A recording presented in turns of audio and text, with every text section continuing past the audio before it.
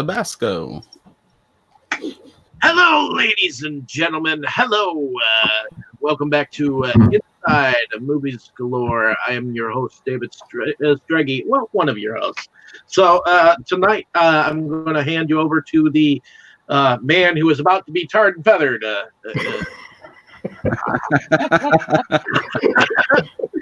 Brandon, why don't you give us a lowdown on what film we are going to watch here? Well, today we're actually doing the film Sideways, and I had, of course, the director here, but I did not do it. But of course, we have Paul Giamatti as our resident star of the film, and what is his? And Alexander Payne being the director of said film. Mm-hmm. Of course, this kicks off our month of second chances, which essentially is a month of films that we all really did not like on first viewing, but for the sake of the audience's sick pleasures, we have decided we're going to try and revisit these films in order to see if maybe we were wrong in disliking them in the first place. Mm-hmm. And for me, I can say that I did not hate it as much as the first time. But of course, open your bottle of Pinot or Merlot if you wish, and join us as we discuss the movie Sideways. Yeah, crack them corks, kids. We about to get swerved up in here. I have Bulgarian. Actually, and as Dustin recently commented on our group chat, these people are miserable and they deserve it. Not you guys listening, the people in the fucking movie. Let's clarify. Okay. But any case, Kim, why don't we start with you on this since you're here?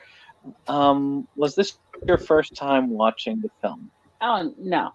I saw this movie probably not long after it came out. I didn't see it in the theaters, but I saw it. I want to say I bought the DVD I'm dating myself right here. I rented it from Blockbuster, I think. I can't remember exactly.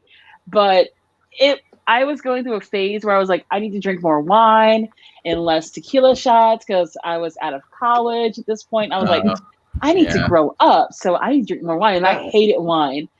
And at this point, I was drinking Merlot. I didn't particularly like it. And then I realized, okay, so let's Pinot Noir.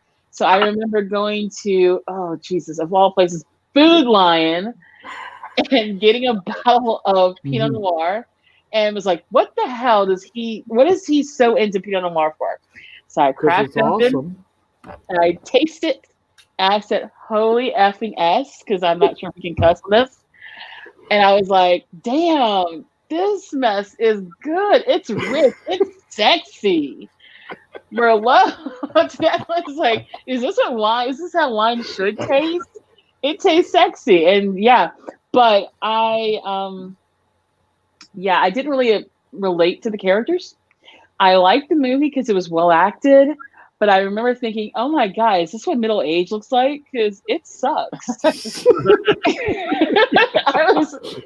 I was like in my early 20s at the time. I was like, oh, I hope I'm not as miserable as these bastards are when I get to be that age. But it comes back around in that you can now, like for me, especially after seeing this again, I can look at like my friends list and see my friends that go wine tastings and be like, you lame motherfuckers. That's what you guys are doing.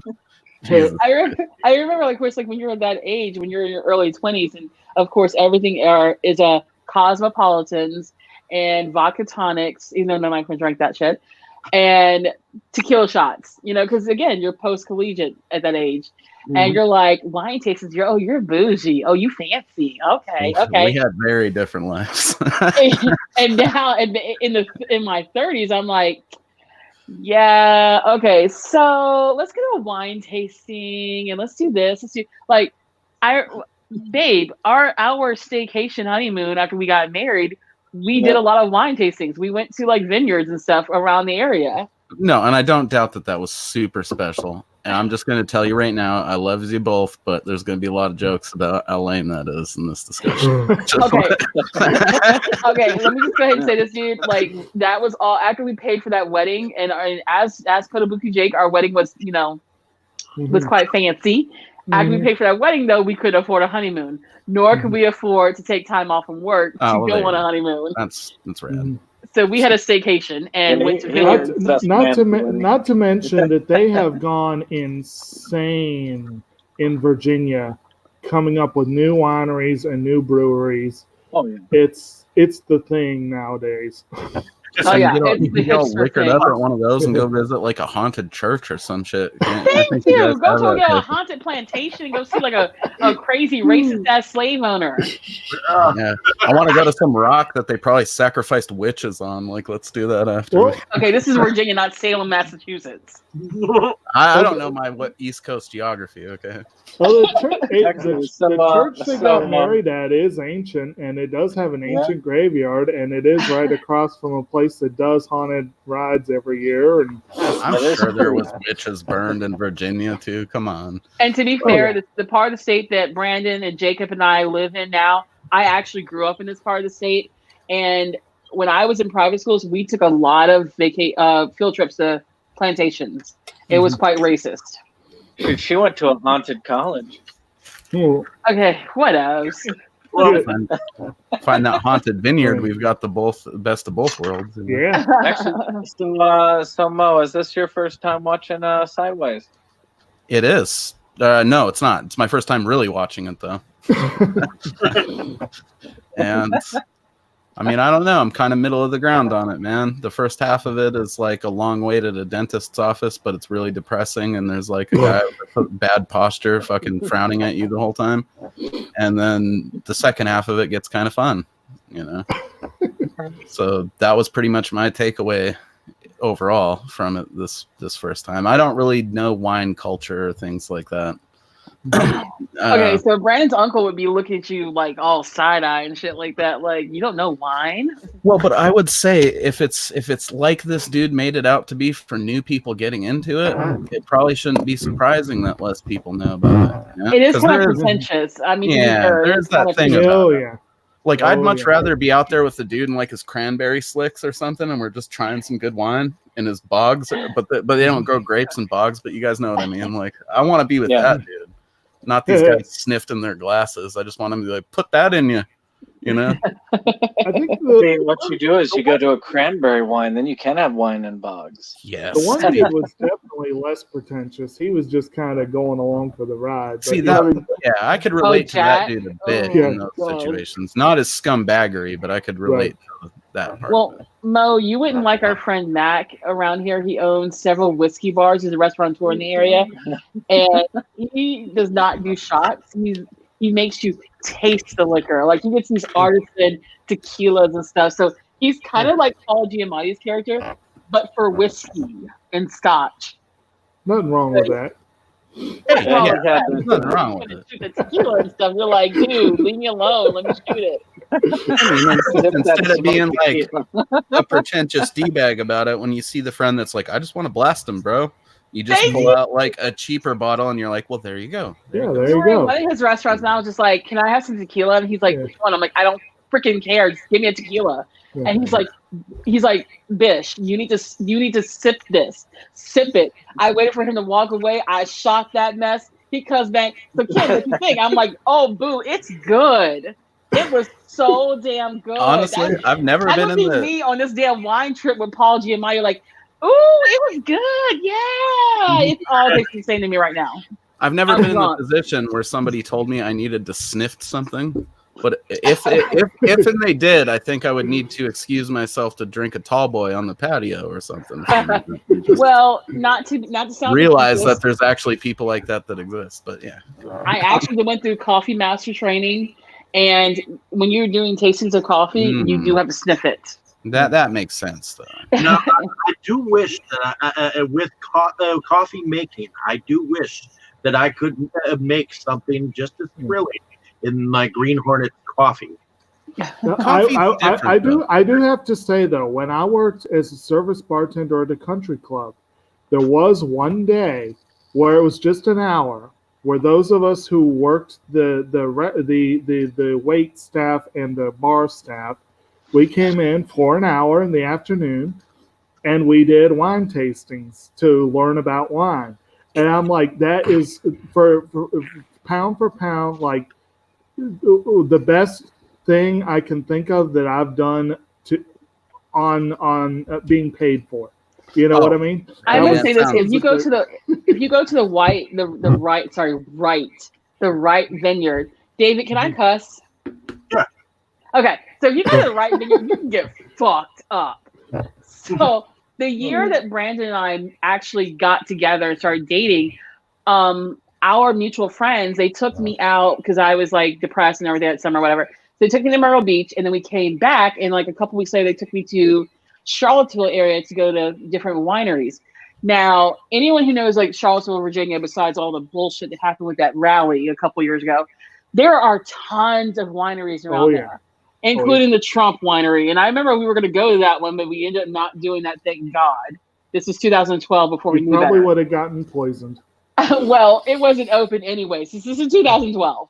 So we ended up at like several different other ones, including the one that's owned by the guy from Dave Matthews Band. And that was actually the best one we went to. And because it was like a random day in the end of the summer, we got double and triple pours of different wines and stuff at every vineyard we went to. And it was like, we would get the whole flight. They're like, okay, here, we're going to let you taste 10 different wines, and we're getting double pours. And then the girls would be like heavy on the pours and shit. And I'm like, okay, who drove again? Nick, you drove? Sounds like by the end of that shit, you could fly home like fucking one of those dreams that you see. I was like, I know it's 2012 and shit, but like, is Uber in Virginia yet? Because we're kind of fucked right now. Well, it's only, let's see, it's only about 90 miles back to Hopewell, right? Something like that. No, well, we were all staying in Charlottesville at Nick's house at the time. So like me, Sarah, Joe, our friend Eric, who ain't a part of the group anymore, all staying at Nick's house. Like, let's go to Whole Foods, get some food and cook. And we went back to his house and cooked dinner, still drunk. Got some more freaking wine from Whole Foods, got some cider and stuff. I don't know how we lasted that day, but I'm telling you right now, if you go to the right wineries, you can get fucked up. And it's fun. When you with some bougie ass people, you're like, hey, we're going to pretend like we rich today. Well, even on that nerd tip of it, like, that is one thing I did take away from actually watching them fuck with it in the movie was like, yeah, that seems like it would be interesting to learn about and fun if you weren't being made to feel like a dick for not knowing all the etiquette about it or something. Right. I remember, like, we did encounter a couple like that during our staycation honeymoon, babe, in Williamsburg. I was like, well, I taste sage in this one, and I look at him like, motherfucker, I taste wine. Yeah, that's when you roll up on him, you give him the Z snap, and you tell him, you the type of motherfucker that wears a turtleneck when your mom's not making you, you know. And what was that? It was something like he had that one part where he was something like, and I did text that. A soupçon of asparagus. And, he got wild with that shit. When he said soupçon, babe, I remember this shit. Pause it. When he said soupçon, I said, oh, this motherfucker didn't. That is going too far. I love how on like the next one, that guy just said it was oaky too, because that's what you say when you don't know how to. It's oaky. Right. It's like oaky. Say, right? Yeah. But they didn't age this in oak barrels. Oh, well, the shit tastes oaky to me, bitch. So, let's go over to Dave. Is this your first time seeing the film? No, it's not my first time seeing the film, but this is my first time paying attention to the film. All right. We probably in that girlfriend made us watch it club. I think. No, I randomly picked it up from my mom used to run a resale shop here in Milwaukee, and I think it came in, and I'd heard things about it in the film world, and I just randomly took it home and bought it, and I put it in for a viewing, and I watched it and put it back on the shelf. Never thought much of it. So now I'm returning to it. Have returned to it, and it's okay. I mean, as far as wine tasting in wine country and seeing a little bit of that background, a little bit. I don't know. It was mediocre to me. It was. I mean, I'm neutral to it at this moment.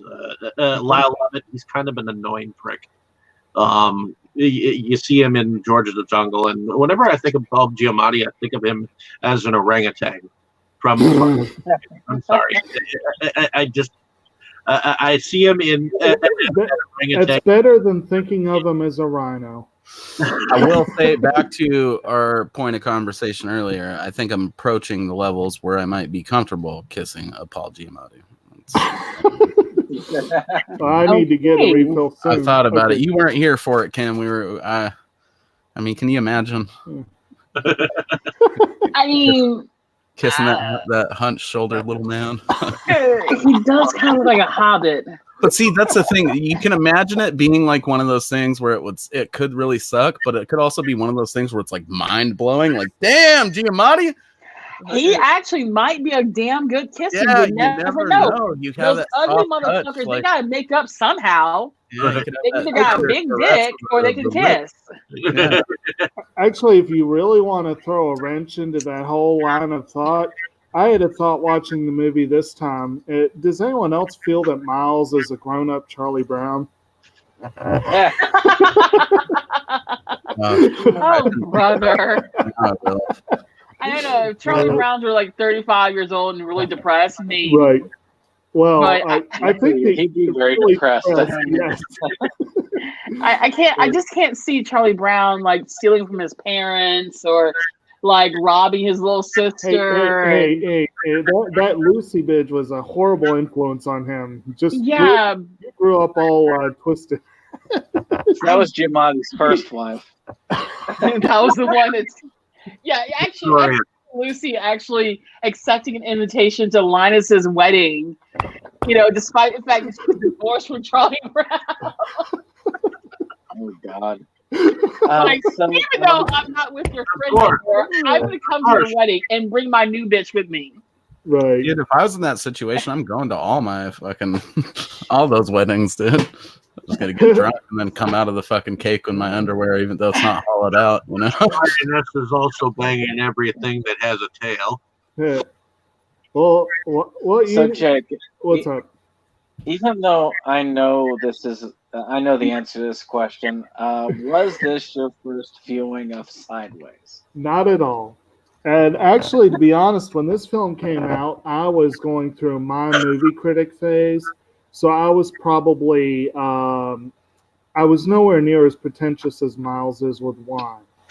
But I was definitely into what was the artsy fare and whatever. Even so, I had seen both of Alexander Payne's previous films, and I thought that Election and About Schmidt were both overrated. So I kind of saw this and wondered about it. And it's kind of funny how I first saw it. I did see it in theaters, and I went with my dad. We actually were going to see The Aviator, but didn't bother to check the show times. So we ended up seeing Sideways instead. And then we tried again and saw Lemony Snicket. And then on the third try, we saw The Aviator. I still haven't seen the fucking Aviator, bro. Neither have I. Well, not all of it. I kind of wanted to for like a while. But we saw it and I loved it, and Dad was very puzzled and disappointed by the end. But he must have liked it because the copy I have is the one I inherited from him. So he did have it. I've seen the film maybe 5 times. I couldn't tell you for sure. And I've always liked it. I will admit that the characters, for the most part, are unlikable. Maya is far and away the most likable of the bunch. But Miles is, you know, because like Jack is a womanizing cad. He's likable otherwise, but he's a womanizing cad. Miles is a full-blown 4-alarm alcoholic, even though they don't say it in the film. And a narcissist. And narcissist, and depressive, and Self-destructive asshole. yes. But again, a lot of that's the alcoholism. So it's kind of hard to really root for the characters. But it's a very well crafted film. Phenomenal score. The film got reamed when it wasn't up for a music Oscar. I mean, it was fun for me to watch. But it was on the very artsy end of the scale. But of Payne's films, the only one I enjoy more was The Descendants. So, yeah. I think it's a case of the characters aren't supposed to be likable, though. Really, are they? For the most part, no. Yeah. The whole purpose of the story is to kind of show like how shitty even these fucking people can be, and. It's like American Beauty. Like I was just gonna say that shit. It's like that, or it's like Requiem of a Dream for wine people, or some shit like that. Yeah. You know? I mean, I feel the same way about American Beauty. Like I cannot identify with any of the people in that damn movie. I hate everyone involved. And you're like, kind of supposed to, you know. Yeah, I mean, that's how it is with this movie. Like Maya, I kind of like her because she means well, and she obviously likes and admires Miles, but that poor child, that poor woman, there's only so much you can do with him. He's a train wreck.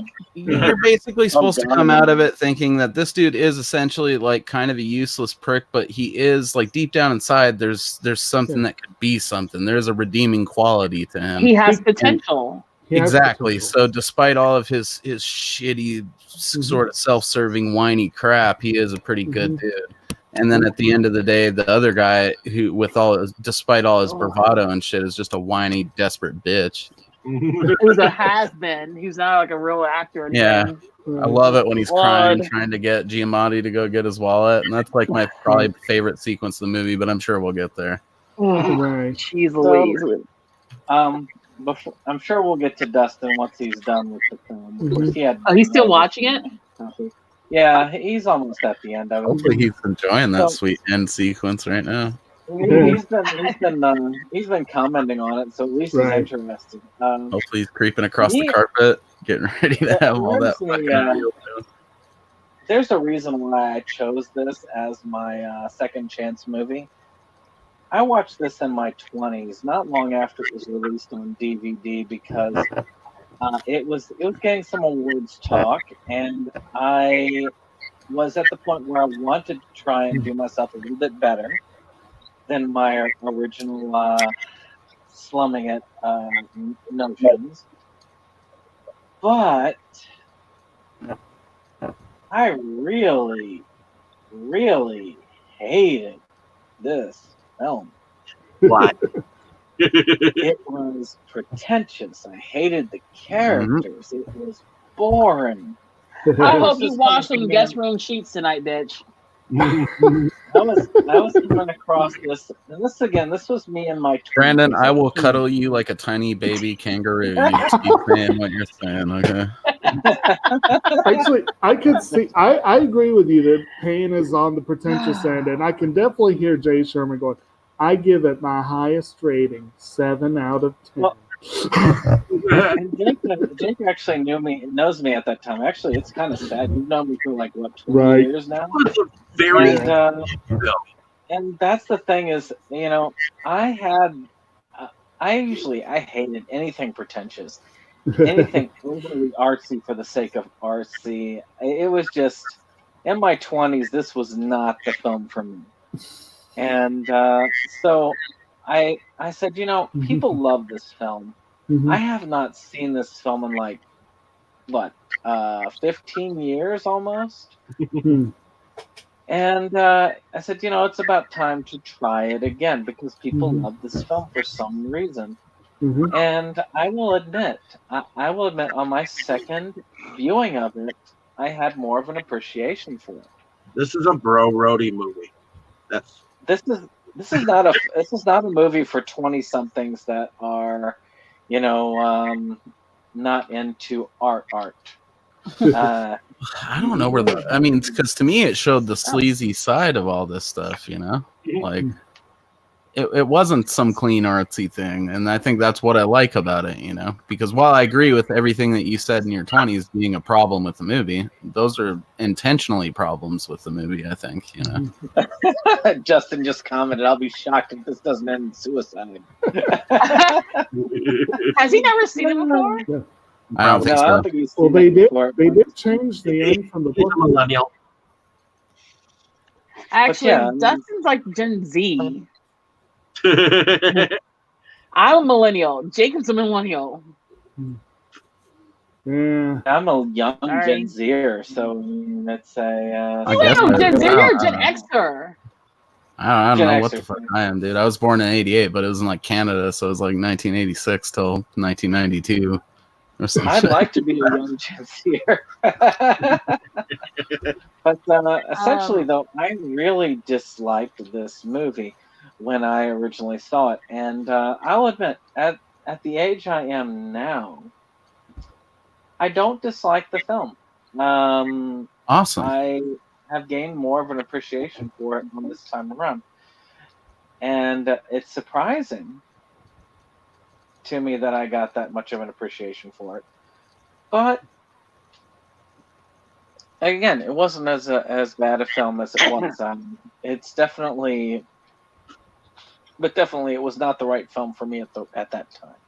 Yeah. And so I think this was the right one. I had debated. There were a lot of films I could have chosen for this particular thing, but I think this was the right one. It allowed me to come back to it and see it for what it is, which is it is a well-acted film. It does have a lot of good points to it, and it's something that I can relate to a lot more now than I could have in my past. Dude, and then that was my main hope, that some of us might come across that with this, and it's definitely extended into other areas of my life, which we'll talk about later. But well, we are going to now finally we've gotten through the introduction, so we're trying to take it extra slow for Dustin, but I guess he'll come in eventually, and we'll catch up back to him as we go. This movie is quite a simple thing with the plot wise. We have ourselves an individual that's getting married, and of course his best man, which is Paul Giamatti's character. And Paul Giamatti is going to treat him to this wonderful wine tasting trip through California, which is known for its wine. I mean, matter of fact, the Pinot I've got right now, and I think and Kim has a glass of it as well. I have a tasting of it. I'm done with it almost. dude, you gotta slam that bill on the table and demand a full fill up. That's what I'm telling you. I have about a glass worth in my bottle here. At least it's decent. But I'm just sniffing a 40 ounce of Steel Reserve over here, trying to understand. California is well known for its wine, and you want to take them on this nice winery tour and take it to Vegas, get him drunk with some strippers. Type of thing. Of course, yeah, and that's basically his partner is more on the line of Vegas and strippers, and he wants to basically screw whatever he can before he gets married. Oh, and they kind of have their journey. Paul Giamatti kind of doing his journey on healing, and the other guy trying to come up with his thoughts on getting married and whether he truly deserves the married life. And these are the kind of revelations that they have on their trip. And that is sideways to a T. So looking at this in the plot wise, and we'll discuss characters in a moment. As far as plot wise, do any of y'all have any major comments on the plot as a whole? Comments on the plot? Well, I feel like it was trying to be artsy up to a certain point, artsy boring. And then all of a sudden, it's like the director threw out the script and was like, fuck this shit. And he decided to write it his own way. I'm not even sure if anything like the second half of the movie happened in the book. because Whoa. there was a sequel to the book, believe it or not. Yeah. So Someone wrote a fucking book about this shit. yeah, This was originally a book by Rex Pickett. That's And fucking ridiculous, bro. It's a It was- precautious suicide note, right? How is this worthy of a fucking book? I'm sure the book was more interesting. That's the Yeah. problem. Who writes No, this shit? No, Bored it's actually white a book. people. That's who does that shit. Is bored white No, people it's with too actually much a money fun- that fucking fun they write books story about here. shit like that. this That's was some ridiculous. guy probably with a pipe sitting in his study. Sniffed in a glass of scotch. I know. Right. Yeah, No, the book Robert was- the Langdon book was- types. yeah. yeah. I feel I'm missing some context here. Hi, Dustin. Hello. Hi. We're Hey, we're buddy. here. Hey, So- well, actually, we're just I getting just ready to wrapped start it. the plot. So why don't we go ahead Plot? and catch us up, Dustin? Actually, why don't you tell us about your first impressions? And was this your first time watching this film? I'd never even heard of this movie before. What? So totally new to me, and it was just depressing. Like, Mhm. it's like, this is gonna end with him killing himself, isn't it? And I was almost right. Like, they even made a joke about that kind of near the end. Like, oof, this was a sad movie. Like, there were a couple like funny scenes because his friend is like such a jerk, but that was I don't know. It's kind of hard to classify. Like, I want to say it's a drama, like Mhm. even though it had like a few jokes here and there, but yeah, I think I it's just just a fine tough movie, bro. thing. I think the most pathetic scene for me, like before you start getting to like the quote unquote climax, is when they're all on a little double date Mhm. and he decides to go drunk dial his ex-wife. And he's goes like, to the "Yeah, I dark heard side." you were married again." And, Oh yeah. he's like, "And don't worry about coming." And he was so, oh my god, this is so attention seeking and so Yeah. freaking borderline personality shit like this. He's like, "You know what? Don't bother about coming to the wedding because I won't fucking be there." And I'm like, "Aren't you like the best man?" Yeah. Yeah, it's like he was total Exactly. prima donna shit too, because I feel like he warned him beforehand too, where he's like, "Oh, it's like one of those. Hope I don't get drunk and do something stupid things," you know. Yeah, like he had Like he told said him, something to that effect earlier. but how shitty is Jack to sit there and be like, I mean, even if like his fiance is friends with Miles' ex-wife, how shitty is it Jack to not be like, babe, he's my best friend. That bitch ain't coming to the wedding. Like, I'm Or sorry. not, or like, not to Well, give he's Miles- clearly an idiot, though. They make it pretty apparent. Jack's an idiot. Like, but Yeah. he's not loyal. Like, no, he's not loyal to his fiance. He's obviously not really fucking loyal to Miles because he's like, yeah, I invited your ex-wife who like ripped your heart out and flushed down the toilet to the wedding. Mhm. And then of course Miles, dumbass, gets drunk, calls her up, and she's like, you know what? It might be for the best that you don't come. And I'm thinking to myself, no, this bitch didn't. I was mad. Like, I was falling asleep. Like, I've seen this movie before. It's been years. And I'm falling asleep because I'd had, some wine. And then when that happened, I snapped the fuck up. And I went off. And Ren's like, pauses the movie. And I'm just like, no, this fucking bitch did. And then he proceeds to drink one glass of water and lay the most awkward, unsolicited kiss ever. Fucking white Right. people, right? God, like she was like laying it on a little thick, and then he's like, "Yeah, I'm gonna go to the bathroom or some shit like that."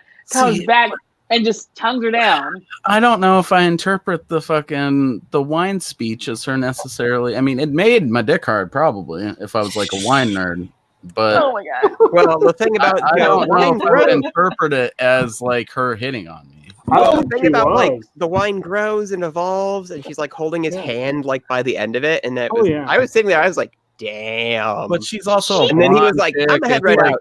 She's like a long-haired blonde chick. It's California. They're in wine. She's like maybe a hippie. I don't know. I'm not gonna immediately jump to. I'm Maybe, gonna go maybe she was awkwardly wash maybe my she was face working. and kiss her. Maybe she was working on her sales pitch. For when she gets her degree and she opens a winery. Well, I'm gonna tell you Hey, right now, as a female, Yeah. here's the reality: if Right. you got, two dudes, and your friend is feeling one of those dudes, if you're not feeling the other dude, you're not gonna go with her Be like, bitch, you're on your own. Call one of our other hoes that you're friends with, but I'm not going with you. I don't like that little hobbit. Right. Hey, yo, I've been the Hobbit. Okay, sometimes it happens, and they're stuck in that situation, and you're like, you just want to but yeah, but I'm they talking about tend from to a be more female honest. perspective. Like, If Maya, I feel we like can if just Maya hang did- out. I'm not gonna hit on you if you don't want, but we can. Well, I feel like if Maya didn't like Miles even a little bit, she would not have gone along because obviously she knew that Stephanie's end result was going to be her and Jack gonna be fucking. They're gonna go smash. No, she wanted it. She was just playing coy or something. She was kissing his tiny bearded face later. I mean, Yeah, I think Maya liked. I mean, Maya obviously liked Miles from the beginning, so it's like whatever. And she never would have forgiven him if she didn't like him. That's the true. Ding, ding, ding. But or she could just like toxic ass men, but who knows? Right. But that was again back to real quick about the point about the change from the book. That went to a dark place. Apparently in the original book, she showed up at the wedding, and they changed that dramatically in the movie. So that That's good. I think it's better in the movie. But and also again, there was a sequel book, and apparently Alexander Payne had absolutely no interest in that one. He helped get the book published because Rex Pickett was sitting on an unpublished book until they bought the film rights. But he had no interest in the sequel. He was like, "No, that's not interesting." Yeah, but I can understand. Yeah. And I know parts of it, Dave, on your question about the script. I know large portions of the movie were ad-libbed, but for the most part, it was tightly scripted. There were only a few scenes that were mostly ad-libbed, but there were a lot of little ad-libs here and there. And that's kind of how Payne usually works, from what I've seen. He tends to do that kind of sort of controlling. I wouldn't want to put the film further into what it is already. Yeah. I think that the film was good where it ended. Yeah. I don't want to continue with these characters. I've gotten to the point where I can tolerate them. I don't want to continue with them though, because they are terrible people all in all. I can understand and feel a little bit of sympathy for Paul Giamatti's character, but only the minutest sympathy. So when we get to the end, Yeah, at the end of the day, I think it's more about an exercise in like learning to sympathize with people you don't like. Yeah. I don't like Miles, but I sympathize with him.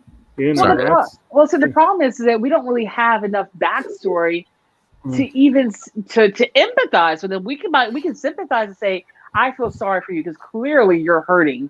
Clearly you went through some shit. You got some problems, but we don't know enough about what went down with his marriage, what went down with his career.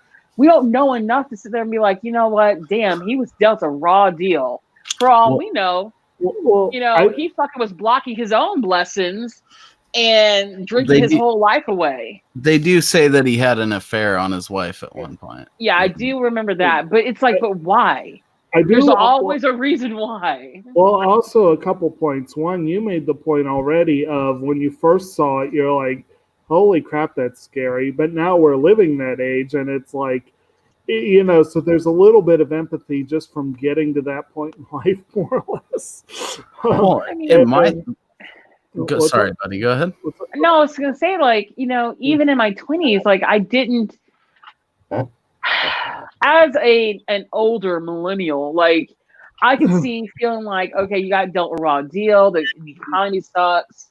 9/11, blah blah blah. Bullshit with the fucking baby boomers ruin the fucking economy. Blah blah blah.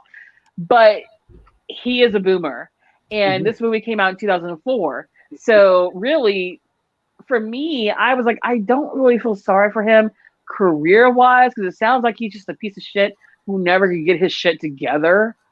And it's like, so that didn't really apply to me. It kind of scared me because I'm like, is this what I had to fucking look forward to in my 30s? And then I'm like, okay, here I am. Excuse me, I'm going to sit there and say my age. I'm in my 30s now. And while I had a rough start in my 20s, like I'm doing pretty fucking well for myself now. I'm pretty happy. So that has to that begs the question, like how I went from being like a millennial in my 20s, being afraid, like how can I get this shit done? And like, why is it that he had everything handed to him as a fucking boomer, couldn't get shit done? And now he's like in his late 30s, early 40s, and he's just like, fuck my life. I'm just going to drink it away. Like, really, dude? Like, really? Well, you're a loser. I mean, And you cheat on your fucking wife. From a and you're certain mad she level left of you. experience, I can speak to the fact that fucking up your financial shit has very little to do with what generation you came up in. Sometimes you end up in a fucked up job. I mean, I've been a mailman for like fucking 8-9 years, you know. I don't necessarily want to do that, but it's all I'm really qualified to do because I fucked up. I worked at Starbucks for 4 years, you know. And also, I will again, you know, this isn't like a total excuse, but it is one thing that allows me to empathize because I've, you know, have family going through some similar things right now. But the fact that Miles very clearly is an alcoholic, a lot of his actions are out of his control. A lot of them are. Yeah. I mean, so some of that shit was scarily relatable, like the getting too drunk at dinner thing. That kind of made me honestly like take a moment and be like, damn. Getting drunk at dinner is one thing, but when he like chugs the spit bucket or whatever you call it, that's a bit much. Oh yeah, you could tell he was like alcoholic behavior. Well, he was like on the verge of like a breakdown there. Actually, I think it might have been a breakdown. Yeah, right. Like his book wasn't getting published, wasn't it? Right. Yeah. Yeah, it's after he got the news, it wasn't getting published. I mean, one thing that I kind of really related to is like he makes a big deal about like that one bottle of wine the whole time, and then at the end, like he's just like so far gone and depressed, he's just like drinking it out of a styrofoam cup just because it's what he's got there. Like it doesn't matter anymore. Like it's not special. Yeah. Like I related to that a lot. I've done stuff like that with either movies I wanted to watch or projects I wanted to do. It's just like, it's just here. I don't care anymore. The only thing I kind of felt sorry for him over was how he sort of took his wife for granted. And then, you know, like I mean, a lot of people who are self-destructive, they will look at that person who's there for them, and they're there through it all. They will take their bullshit, and then one day they wake up and say, you know what, fuck this. Yeah, I don't have to take this shit. You know, and they're like, I value myself and my own mental health and my own sanity over this bullshit. I'm out. You're never going to change. And it's like when that person walks out, that's when, you know, usually the person in question is like, oh shit, like I lost like the last remaining person who was willing to be there for me. And so I feel like with his, you know, even though he cheated on his wife, you know, I feel like when she moved on and he found she had gotten remarried, that's when he realized, I will never win her back. I've lost her forever. And she's found someone who probably treats her a shit ton better than I could ever treat her. And I kind of empathize with him because he was so self-destructive that, you know, he's stealing from his own mama. Yeah. You know, like that's you really do feel sorry for her, or you know, for that same thing. It's like, and you almost think she probably knows he's been doing it. Then she turns around and offers him some, and they cut away right there. You know he took it. You know, I love how they didn't skimp on it. He didn't just skim a couple hundy off the top. He fucking took pretty much it all, except for like a couple hundred. Like, you know what that scene reminded me of? Have you ever seen Requiem for a Dream? Any of y'all? Yeah, I said that earlier. This was a very Requiem for a Dream movie. Yeah, it's the Requiem for a Dream. For not nearly as depressing though. No, not nearly. But like how he kept stealing the mom's TV and pawning it, and she would then go down to the pawn shop and buy the goddamn TV back. And knowing that only next week he's just gonna steal it again.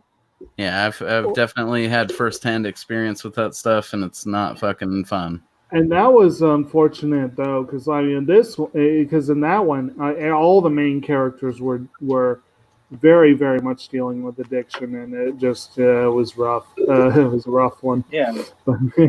Like the villain from George of the Jungle was just addicted to being a dick. If you look at the character himself, I mean, we're talking about somebody, and he was not.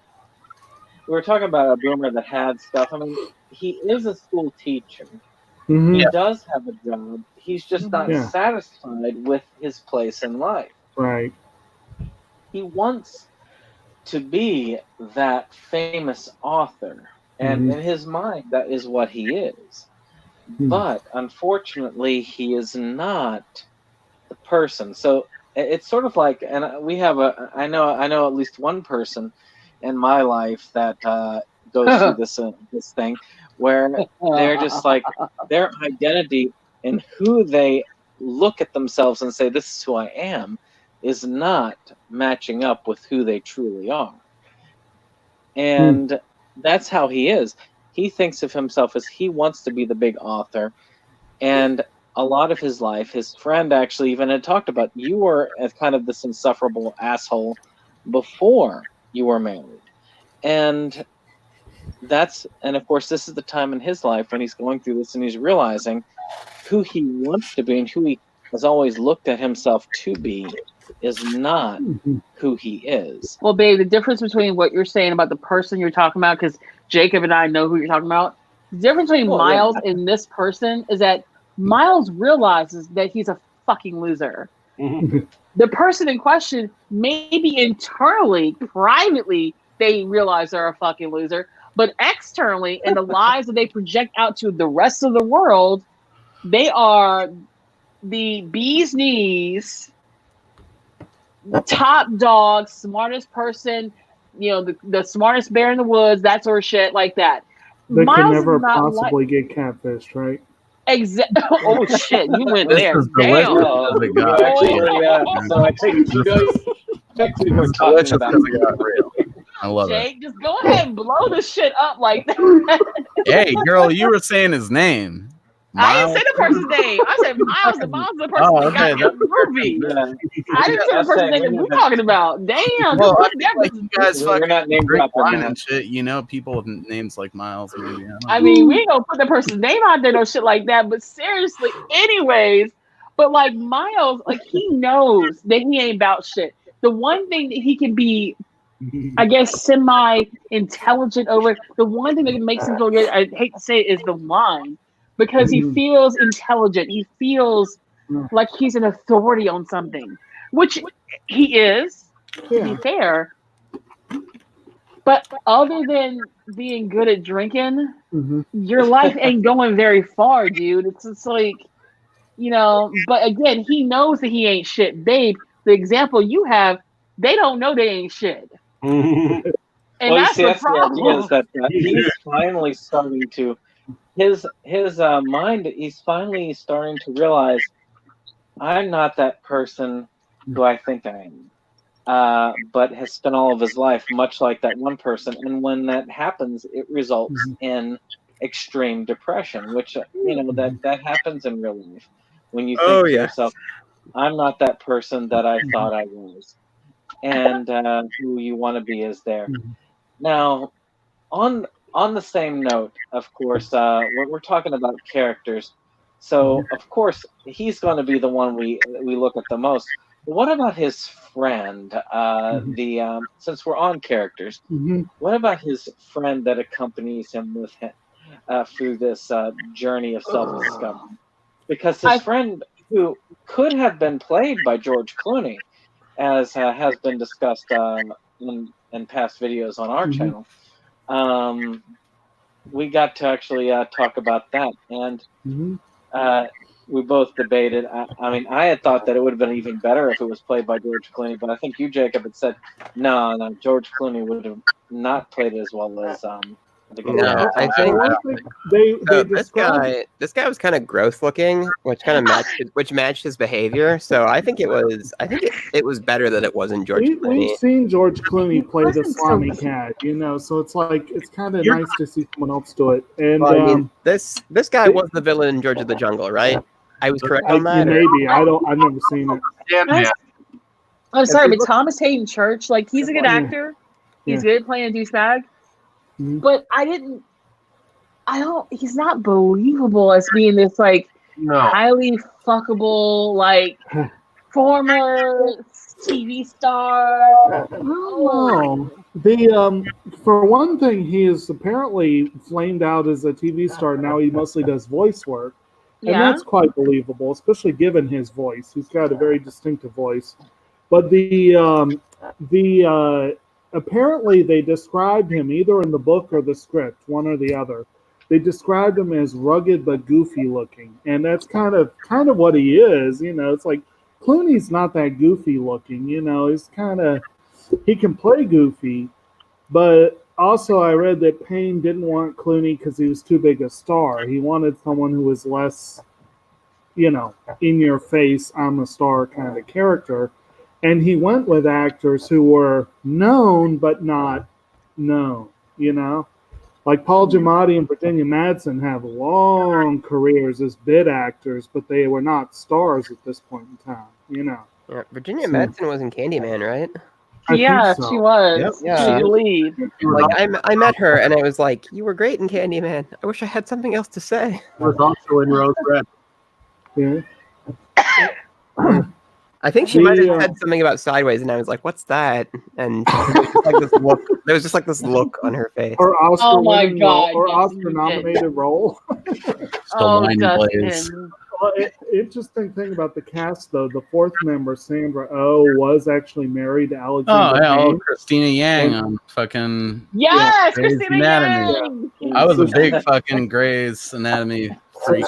So she was married to Girl, Alexander same. Payne and divorced him 2 years after this film came out. Season 9, that's where I dropped off. But yeah, that's fucking. She fucked that dude up with that bicycle helmet. Yeah, that was great. It's like, wow, he's really hurt. Actually, I mean, he deserves it, but wow. I love how it was just like it over his face, like it was he was so fucked up they couldn't even show it, kind of I thing. was going to comment It's just like earlier a when huge we were, like blood stain on the car. yeah. Like, wow.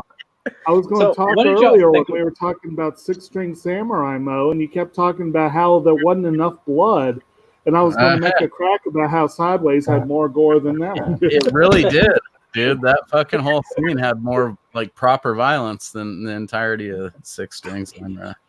So what did y'all think of the character himself? I hated Jack. I mean, he's like, I feel like Jack was that guy who, he was Stifler in high school. He was the guy that never grew the fuck up, who got by on his looks and charm. And then one day he woke up and he was 41. And he said, oh shit, my career's on the wane.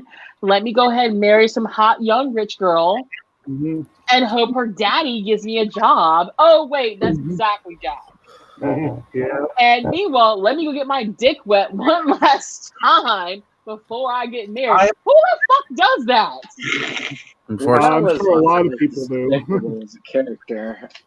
I mean, I offered to give Jacob money to take Brandon to a strip club for his bachelor party, but I was like, if he fucks a hoe, I'm killing you both and her. Oh, I probably shot it down because I knew there would be no way Brandon would let me drag him to one. I'd have done it. Oh, I'd have done it for free, baby. Yeah. I offered, and Brandon was like, no, I don't want to do that. I'm just going to play video games. I'm like, bitch, go to a titty bar. And he wouldn't do it. Yeah. I have offered to go to a titty bar with him, but he refuses because he knows I'm ignorant as fuck. And I'd be the one sitting there with the hose, like, yeah, come on, bitches, go ahead and dance with them. That's why you just gotta fucking just hire a bunch of strippers and dress them up as favorite characters, and then just have like the Dragon Quest battle music playing while they all come out and do like a little catwalk. I don't know. But I feel like, but honestly, The like, here's the way Oscars is so early this year. Maybe that's what I should do. To hire a bunch of strippers to play role-playing Dungeons and Dragons. That would be awesome. But I feel like that these two characters, like Miles and Jack, they're not really friends. Like, they don't really know each other because, like, Jack obviously wanted to go to a place like Vegas. Let's be real here. He would have been happier in Vegas with, like, more dudes who are less depressed and stuff like that. And then, meanwhile, Miles is like, I'm going to take you up and down the California coast to go wine tasting. Some of the shit that he wants to do. But clearly is not Jack's speed. Like, he's like, yeah, this wine tastes good, but Yeah. Oh, Yeah, you know, let's hit on the the girl whole over trip here. was about Giamatti's character. It wasn't about his friend. It was about Giamatti. Yeah, dude, he was just trying to get we coined this in the last episode, a little trail tale. You know what I mean? Gross. Oh, you mean Jack? Yeah. He was just trying to get out there and sow his wild oats, as they say. One Right. last time. Yep. I mean, like the character of Stephanie, like I feel like was she stupid or something? Like, she kind of reminded me of the girls, the women in Officer and Gentleman, who act so naive and are like, "Oh, we're really in love with this guy," and they found these young boots are all jackasses, and it's like, are you surprised though? Really?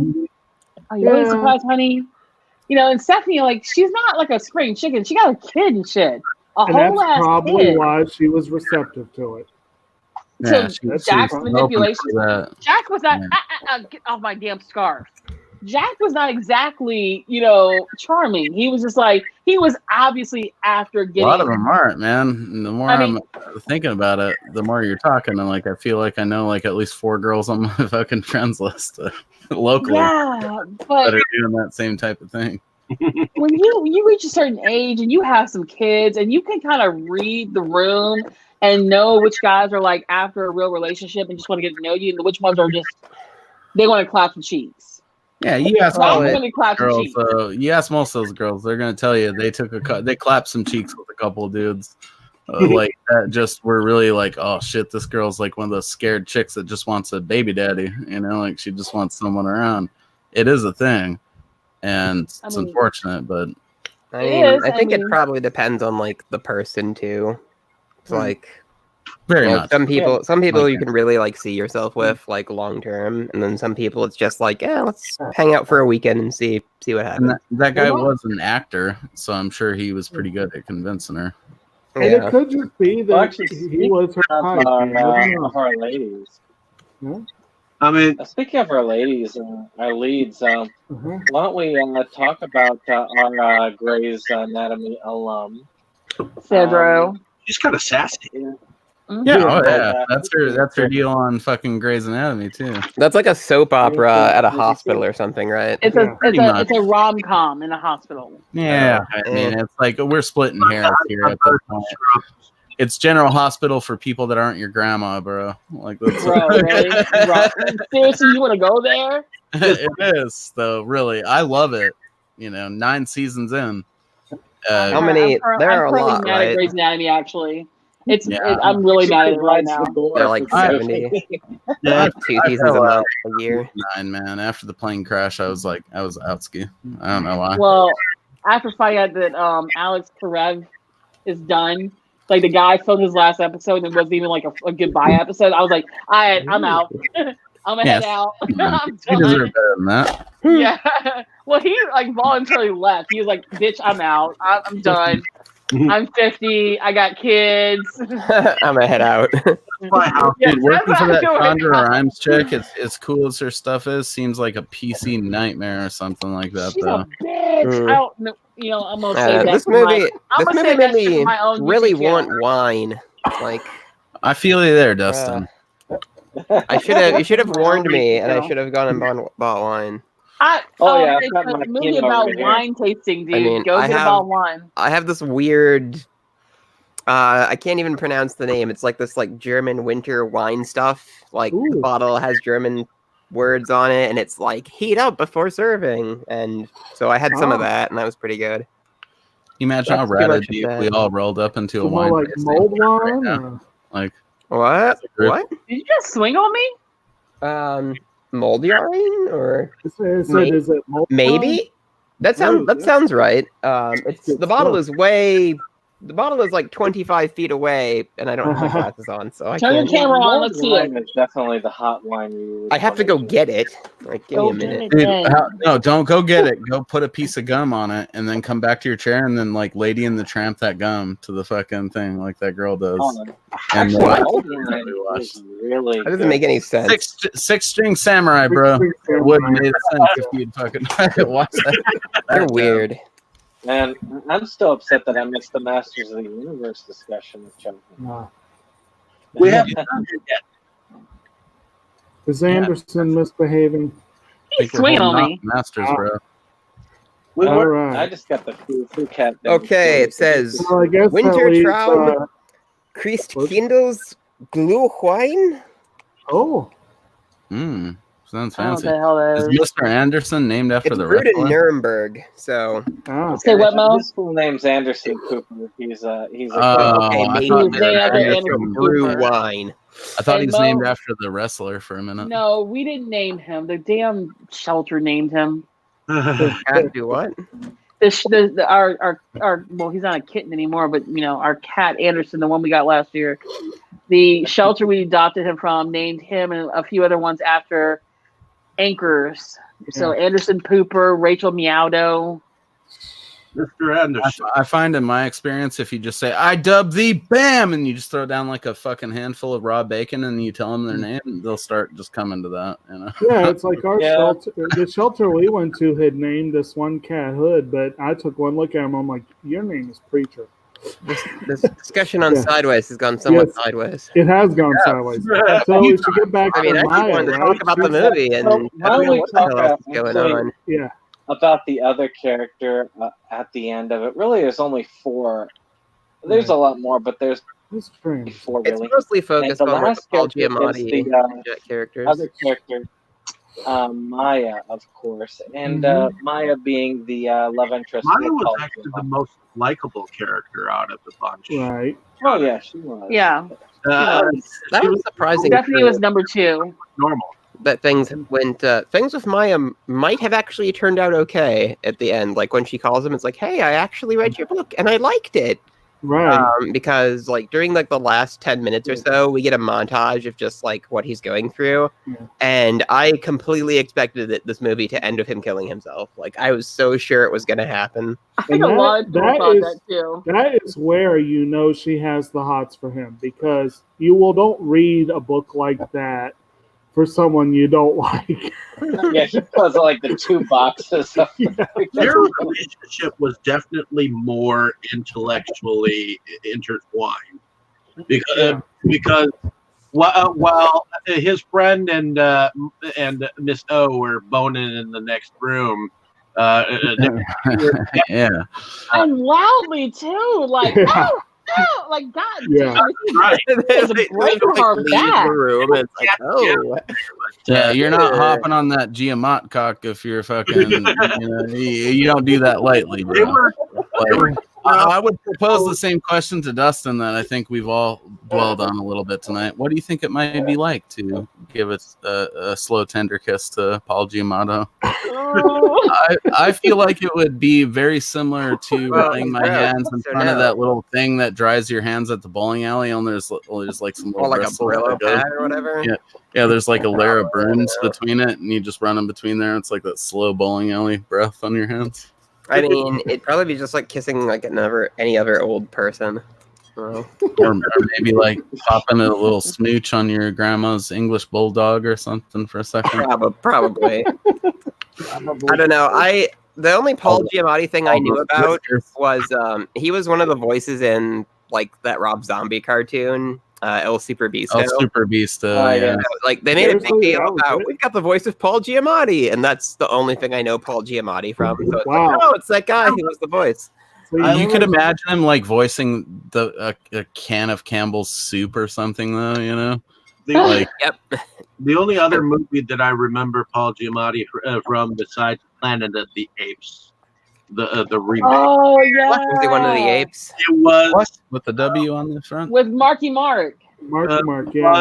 Oh, and the Funky Bunch was sadly not present. Illusionist, where he was the cop trying to chase down the magician. My AirPods case. It's all about with Marky Mark, Kim, his fear. Ooh. So we got no Billions fans here. No John Adams. No Cinderella Man. I Love and loved him and Mercy, John Adams. What the Straight fuck Outta is all that shit? Cinderella. Never heard of him. Compton. You've never seen John Adams? We still talking I- about Marky Mark? Yeah. Or? John Adams. Yeah, I need to Although, see John Adams. Honestly, If you want but I know something of like, it. if you want something really good, I make this chili every once in a while, and it involves a lot of alcohol in it, like spicy alcohol. And I just finished the last shot of this mango habanero whiskey. Ooh. Jacob's that there. sounds He's there. He's like, delicious. "Where you live in Wisconsin again?" I'm It's, the first it's- plane out. It's by this I'm brand down called for Old Smoky. So Old Smoky Tennessee Mountain Made Mango Habanero Whiskey. That would be good in chili. That is, well, I used to use this ghost pepper whiskey, but apparently it got discontinued between now and the last time I made it. Good. So I had to use this as like a substitute, and this is actually better to my surprise. And it was cheap too. So I mean, a lot of this movie had to do with like being a wine connoisseur. So I guess that's my alcohol connoisseur opinion. Well, we had this discussion earlier. I think, Kim, you were talking about the whiskey connoisseur. You know? Oh yeah, Mac. I mean, I would Jack. say I think Jack had the best opinions on it, though. It's like tastes pretty good to me. Yeah. Pretty good. Yeah. Yeah, pretty much like, oh, okay, that's good to me. Okie, A lot of it came from that when they went to the they were doing all these small places, but they went to this towards the end. They went to the big Brass venue, Canyon. and Paul Giamatti's like, this is crap. This is just what the tourists want. And of course he's like, and then of course the other guy's like, this is fine to me. And I think even Paul Giamatti's like, you know what? Fuck it. Anything in the any port in the store. Y'all know where that name came from, yes? What? Brass Canyon. Nope. Frass is the name. Apparently, Alexander Payne got it from talking to an exterminator, and he was told that is the feces and other leavings behind of insects in the house. They call it frass. So that's where he came up with the name. So it's poo liquor. Is that what you're Yes. saying? All right. Well, there you go. Shit. Yeah, He's exactly. drinking shit. Bottoms up, guys. Oh, God. Oh, yeah, no. Brass Canyon. Like, I would think about that, like, hold up. Like, I worked for Orkin back in the day.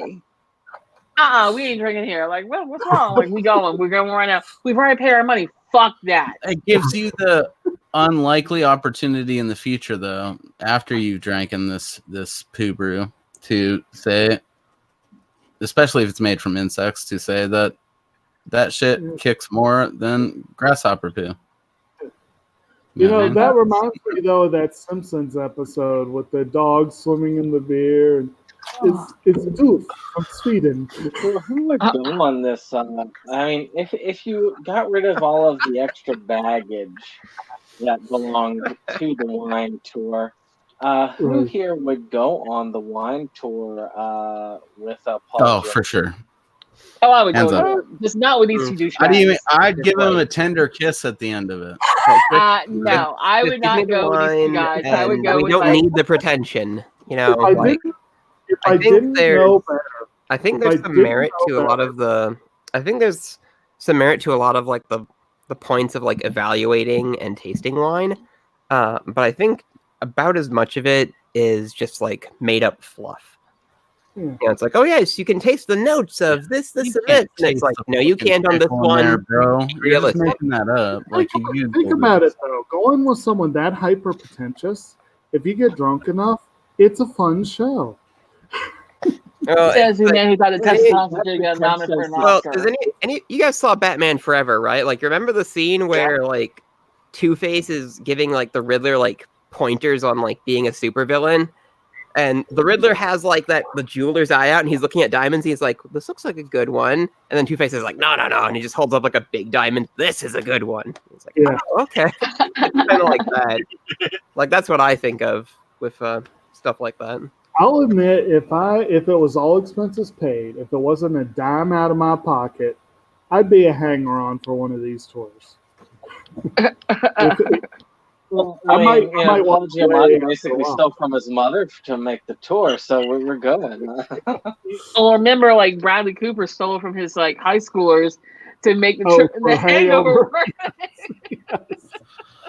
Well, to be honest, back when I used to snowboard and stuff, like we did similar sort of trips, I suppose, where it was like you go, down a little route from hotel to hotel, and you are going to different fucking spots, you know.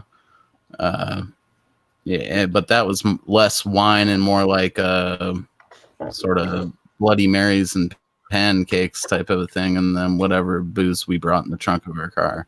The So closest it's stop- not the same type of a trip. It's kind of the same thing, I guess. Hold on, we have to crash your car. Wham! And then it, like, Yeah. breaks the wine bottles. No, I really want to drive for a while. Why don't you just? Sounds like a No, movie it out doesn't- cold with Zach It doesn't look like anyone Galifianakis. was Don't worry injured. about it. No, I mean, you can tell this journey is kind of doomed from the Right. start when they like open a bottle of wine and start drinking it like while they're driving, like they're pouring it into like wine glasses. Like, Exactly. I kind of God, could not man. believe my eyes. I mean, hey, to be fair, men in that time period, like, you know, I remember my dad before he died. We would drive to road trips to Texas and stuff when we lived in Louisiana, and my mom be in the front seat, my dad be in the driver's seat, me and my brothers in the back seat. My dad would have a beer in his hand, drinking. Yes, while driving. You wouldn't Yeah. He's do that dead. in Virginia, He's though. been dead for Yeah. 30 some odd years, so can't get him now. This movie's My that was dad ain't fine. dead, but he definitely fucking gets a little sour when we talk about my DUIs because he definitely knows that. Yeah, I was like learned behavior. I thought it was it's like they'll just pull you over or something. Well, to be fair, it's not like he was drinking like a fucking 40 ounce and was like getting, completely shit faced between Central Louisiana to freaking Dallas, Texas, or nothing like that. It's like That's one beer. that and ain't he's all it sipping takes, it. man. Like Oh, I blew well, I fucking mean, point like that was a 2 or full-blown something. professional drink- drinker. I did drink this bottle of mango habanero whiskey pretty fast, but 2.5 cups of it did go into chili, so it only left me like 3 or 4 shots anyway. And those 2.5 cups get cooked off when you're cooking it. Not necessarily. When did I you? think that's the thing when you look at it. I mean, Well, the these alcohol people, goes, they- the they flavor do stays. caution to the wind because they don't really give a damn about life, essentially. Exactly. I mean, these people Again, very even relatable. Both Thomas Hayden Church and Paul Giamatti are depressed in their own ways. I think with Paul Giamatti, and they're both depressed really for the same reason. They're having to confront reality. Yeah. And reality sucks. Well, I this mean, Yeah. Paul Giamatti's character is a failed writer who all he has to show for himself is, well, he's an English teacher. Mhm. Which, if you're somebody who is hoping to be this giant writer and that's all you consider yourself as, of course you're going to be depressed. And Thomas Hayden Church, he wanted to be this massive actor, and what's he do? He acts in freaking commercials. These people are depressed with their lives, and they're looking at like we're just settling for what we have. In a way, Paul Giamatti's character is the more real character at the end of the day when it comes to these two. Confronts him But more. he understands what's good. I think he's further along. He was the pessimist before he lost. Loyal to a fault, I too, know. man. He crawled into that fucking naked man's house while he was pegging his wife with no Swipe fear. the wallet. Oh my Yeah. god. That's I insane. could not believe that. Is he just gonna run in there and oh my god, he's just gonna run in there and grab it. I couldn't believe that was MC Gainey. They got him to do that little cameo. It was like, oh, it was great. They just left their back door open. Like, Well, I've never the house was so gross too. Like, Yeah. Jesus. Because Sideways Okay. is like one of those things that gets referenced. Here's an interesting tidbit on that. Apparently, that house was a former meth lab and had been busted by the police just a few weeks before filming. And they didn't touch a thing. Yes, they left it as is. So Wow, that's so shitty. I wondered what was going on with the hoarder level. Like there was like bowls of random chips I and stuff. mean, I'd be like, can I get a hazard pay for this? Because when they find meth labs, that shit's all toxic. You can't touch anything in a Yeah, meth there's lab. guys in hazmat suits Yes, that that's fuck true. with it. So. I'll It's bet they like, probably, burn that shit to the fucking ground. Like, they you probably can't sell fumigated it. the bedroom, I'll bet. The hazmat suits won't even touch the damn shits. All right, Whoa. guys, it's getting kind of late, and I have to go because I've got to be at work really early tomorrow. So, Well, thanks Sorry. for coming. Sure. Thank you. Yeah, Right. thanks for Alright. having you on. Thanks for the insight. So, Bye, guys. Well, actually, Right. we'll go ahead and move on as we have beyond the characters and the plot to the. Well, I mean, really, I'm not sure we could say much about special effects. It didn't have special effects. Let's be real. I mean, the only thing we really got was dude's busted nose, and that was pretty much Yeah. like a bloody rag. yeah. Effective, It's but good yeah. makeup effects. So we can kind of just skip that, I think. But what about the actual music itself? Oh, it's great. Because mean, that really was a, that Standard kinda drama made up music, for in my Oh opinion. no, I love the music, and I thought this film got robbed when it didn't get a music nod. Especially because John Williams was up for an adapted Harry Potter score. It's not Yeah. original; it's adapted. Often See, turn you I on for the wish I had same listened to reason, it closer, man, Yeah. because I honestly it I didn't make love it. They Sorry, apparently were What It's were one you of saying? those. It's one of those things where the score like amplifies the scene, but you don't notice it.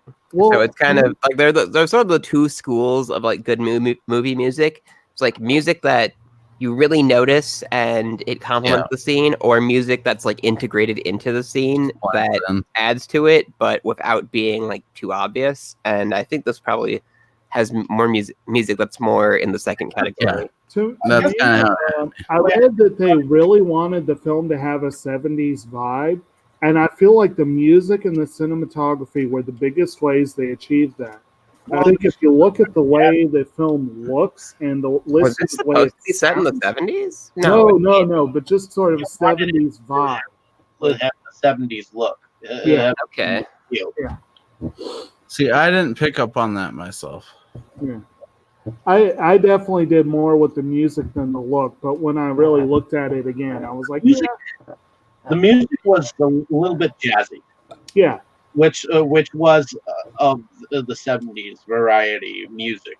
Although it kind of felt like elevator music to me, Yeah. somewhat.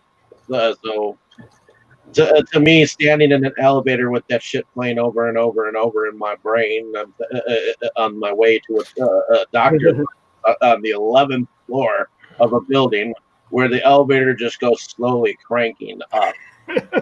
And then stops for 10 minutes at one level. Yeah. An inordinate amount of time. Brandon knows about getting stuck in an elevator. It's one of my biggest fears, actually, dude. And daily I have to deliver packages to apartments that Well, are. afterwards, When I we were in started. Myrtle Beach, we got stuck for a half hour in an elevator. Yeah. Afterwards, I started joking. You know, they always had those signs near the elevators of the like case of fire, use stairs or whatever. And I started saying, in case of elevator, use stairs. You know. I'm gonna be one of those people claws my way out of it and get sawed in half on like the 3rd floor of an apartment complex. Like I didn't even need to climb out of it, but I just did it because I couldn't stand being in there anymore. But Stuck inside an elevator with an obviously almost a bursting pregnant woman. So You deliver that baby yourself, Dave. My first thought was, elevator. You should have slapped it on the ass and said, "Hello, ladies and gentlemen, and welcome to Inside Movies Galore." oh, that was good. my first thought was, well, we got to resolve something. That's what you got to do in the all the movies and TV shows. Oh, so Get you're gonna stuck in fight the the elevator, baby? you got to resolve Oh, something. you're gonna fight that fucking baby as soon as it comes out of there? Yeah.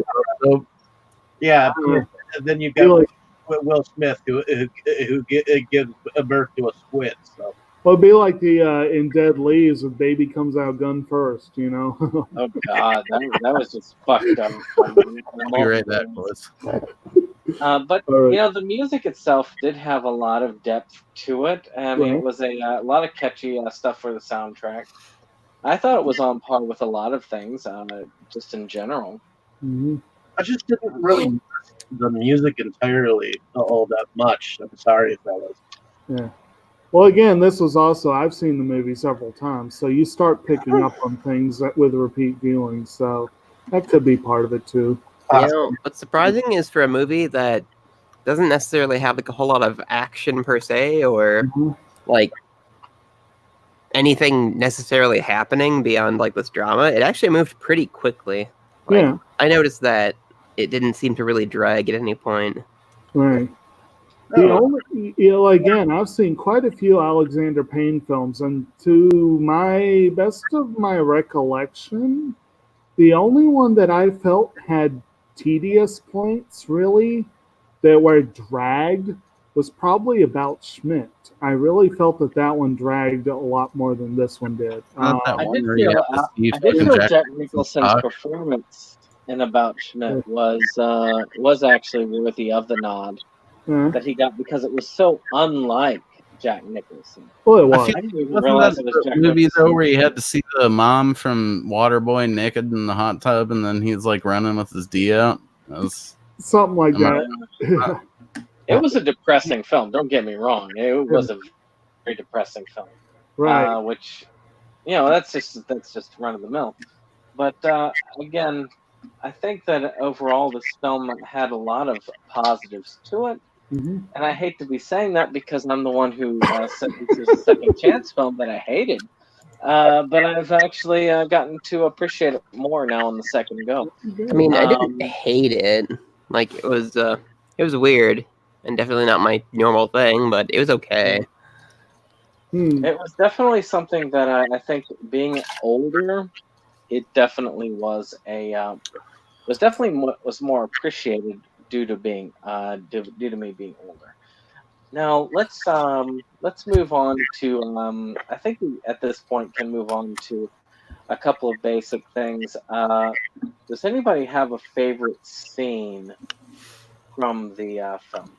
I think there were a couple different ones that really caught my attention, like that speech about why Maya loves wine, how it's continually like changing and evolving. Like if I open it today, it'll taste different than it would on any other day.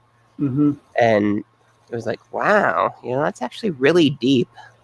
And just kind of the way that scene ended. Like I think I actually like shouted like, "What's wrong with you?" when he like left because like it wasn't really erotic or anything like the way she made the speech, but there was just like something about it, just like the passion like for the subject she was discussing. It was like, wow. And then it ends with like her coming on to him, and instead of him being like, oh my god, yes, he's just like, yeah, I think it's okay, I'm gonna go. It's like, what are you doing? Yeah, and then he comes back and does it, and it's fucking awkward as shit. I think it's so what was I going to say? Well, it's funny that you mentioned that, especially I thought of the analog. Does anybody remember like the old Simpsons episode where Homer is like the manager for like that country singer? It's called Colonel Homer. Nobody's seen Colonel Homer. Maybe. That was where he kind of cheats on Marge at the time because she actually is into him, which. Well, he doesn't cheat on Marge. He doesn't cheat on Marge. Lurleen is. She becomes kind of attracted to Homer because Homer's the only guy who hasn't like been helping her like to hit on her. Like he genuinely like believes in her like as a musician. Right. And she makes the song about wanting to spend the night with him, and he's like, "Wow, there isn't a man alive who would turn on like that." Whew. Good night, and then he just leaves. Yeah. What? No. That sounds like Homer. But yeah, actually, no, it's funny you mention this because per IMDb, Alexander Payne and Jim Taylor wrote Maya's speech based off of a passage from Rex Pickett's book, and based some of it on how the director himself feels about wine. However, he didn't think the speech deserved as much praise as it received. And it's also funny because everyone talks about that scene. Amy Madsen was up for an Oscar partly because of that scene. And I think that was the clip they showed at the Oscars, actually. It's just, everyone liked it so much. And Payne was like, why do you like it so much? It's like the most workable scene in the whole movie. Right. Like, if I have one takeaway from this movie, it'll probably be that. I kind of like the previous one from Miles because when he's describing Pinot Noir, you kind of feel like he's describing himself. Thin-skinned, high maintenance. All this stuff. Right. He's kind of surrounding himself. Totally. I didn't think about it that way, but it makes sense. Right. We see these things in ourselves, really, if you think about it. Mhm. I guess we're doing what they wanted. We're sniffed in the movie right now. Yeah. But With You that, know, one thing I've learned about wine is that like getting out the sit nifter and doing everything the quote unquote proper way is like a lot of trouble. Like just drink the wine. mhm. so I mean, if you speaking have of, like an expensive bottle, I mean, yeah, it's What's up? worth it. But so, I know I did you a know, project a long time ago when I worked for a lumber company, and I had to learn like a lot about how to market wine. Hmm. And for a while, I was like trying like a different wine every week. Actually, one So I had a bit of an appreciation for the wine stuff in this movie for that reason, but it's been so long I've forgotten most of it. One totally random little tidbit again goes to Miles' character. I watched the commentary with Paul Giamatti and Thomas Hayden Church, and Church makes a comment that Giamatti is like, I never thought of that. But you notice Miles always does the crossword, and he always does it in pen. And he's like, well, I did that because that's what Pops gave me. But it's like, Church is like, well, he's so confident in his, he's such a, he didn't say it this way, but he's such a know-it-all that he does the crossword in pen because he's not going to make a mistake. I didn't even pick up on that, dude. God damn, what's wrong with It makes sense. Yeah, I didn't even notice he was doing it in pen. right. he also does the crossword while he's driving. I mean, Yes. that's just, I don't know what's worse, that or drinking wine while you're driving. Probably I the know wine's that's probably pretty worse. bad. Right. I don't know. I Now, might give my money to the crossword. Yeah, So, probably. Jake, what was your favorite scene in the movie Well, that you've actually seen? I'm not sure. I mean, the scene between Miles and Maya that we were just talking about is a really good scene, although it is frustrating the way it ends. And I like the ending. I like the way how they ended ambiguously. But the part that always gave me the biggest laugh, the first time I saw it, I had to laugh out loud, was the part where they're getting ready to have the double date, and Jack is taking Miles aside, and he's telling them, okay, we don't want any of your self-defeating crap in there. You know, he's like, and if someone orders Merlot, we're going to drink Merlot. And then Miles just explodes. No, I am not having any. Drinking any fucking Merlot. Exactly. Yeah. And I love Merlot, so I just find that very amusing. I was Kim and I drank Merlot during the actual film. right. It was kind of funny. I'm drinking Pinot right now during our talk about it. But we actually drank Merlot during the film. It was kind of funny. And we were like, yeah, Now, it's not so bad. I will say a personal thing for me. I don't know, and Miles would hate me for this, but I don't know if I'd ever heard of Pinot Noir before I saw this film.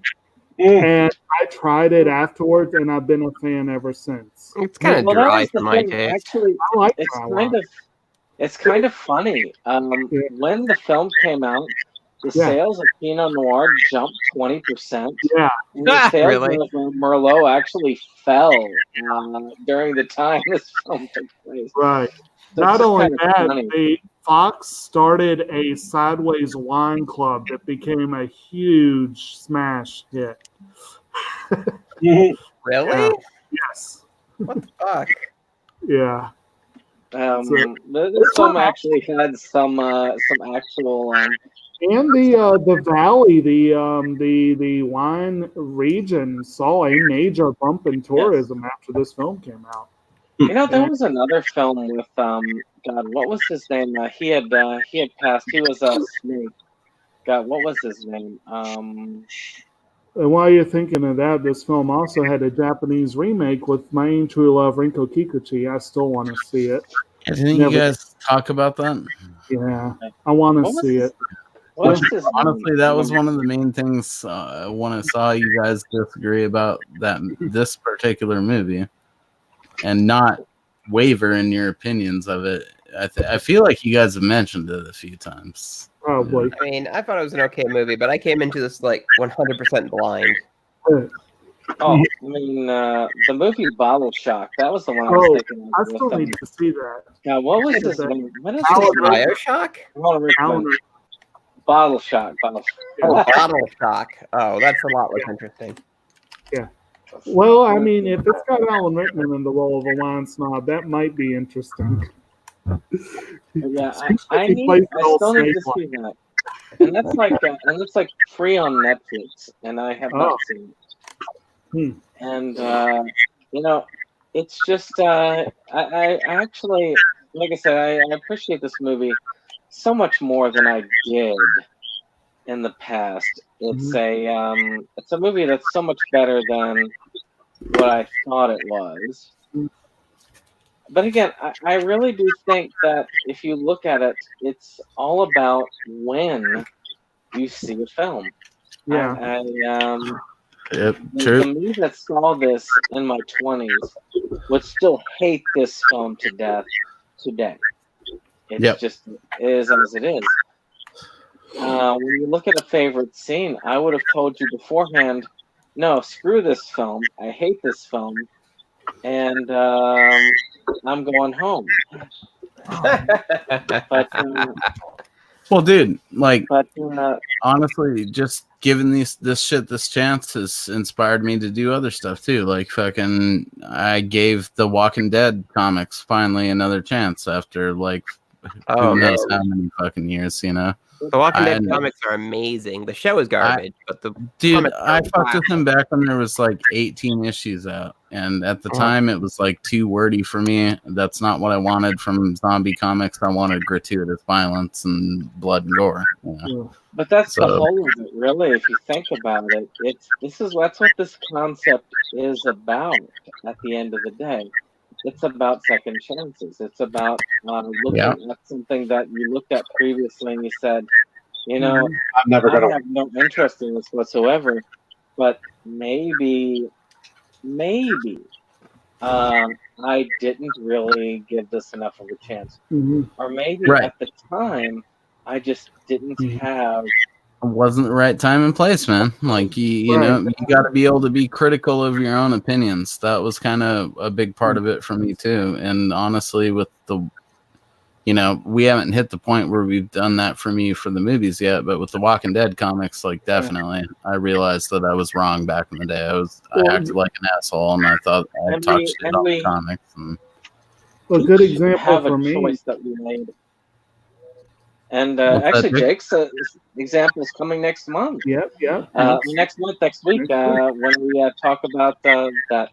Again, it's all about taking a look. I mean, my favorite scene in the film for Sideways is Paul Giamatti actually bothering to go out of his way to help his friend by helping his friend get his, wallet back. Oh yeah. That was my favorite. That was one of my favorite scenes. Well, dude, 25-year-old Mo ignored the Evil Dead remake or some shit like that, you know. So, who the fuck is he? Like, what does he know? No, they did make it rain blood. I do see your point, though. That is not something that just any acquaintance would do for you.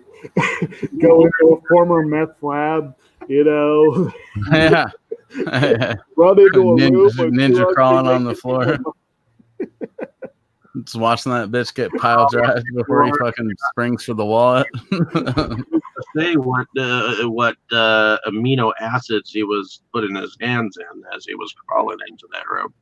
Not to mention that even under normal circumstances, how toxic Jack's wallet might have been to handle. Can you imagine what that carpet smelled like? Oh my God! Why would you say that out loud? I think we're done. Do the carpets match the drapes? Oh God! Probably. Jesus Christ. Oh jeez. Anyway. But that's the thing. This is not a. This movie actually did have that. Now, did we get? Okay, we talked with Dustin, and actually, I think that's and myself when it comes to favorite scenes. Was there anybody else that had a Actually, Jake, what was your favorite scene in this movie? Well, I already said there was probably the best one was the Merlot crack, but there were a lot of really good scenes overall, and a lot of little touches that were fun. Like one that we didn't mention was a scene that I didn't really notice this on viewing, but I saw it in the IMDb comments, and I was like, oh, that's funny.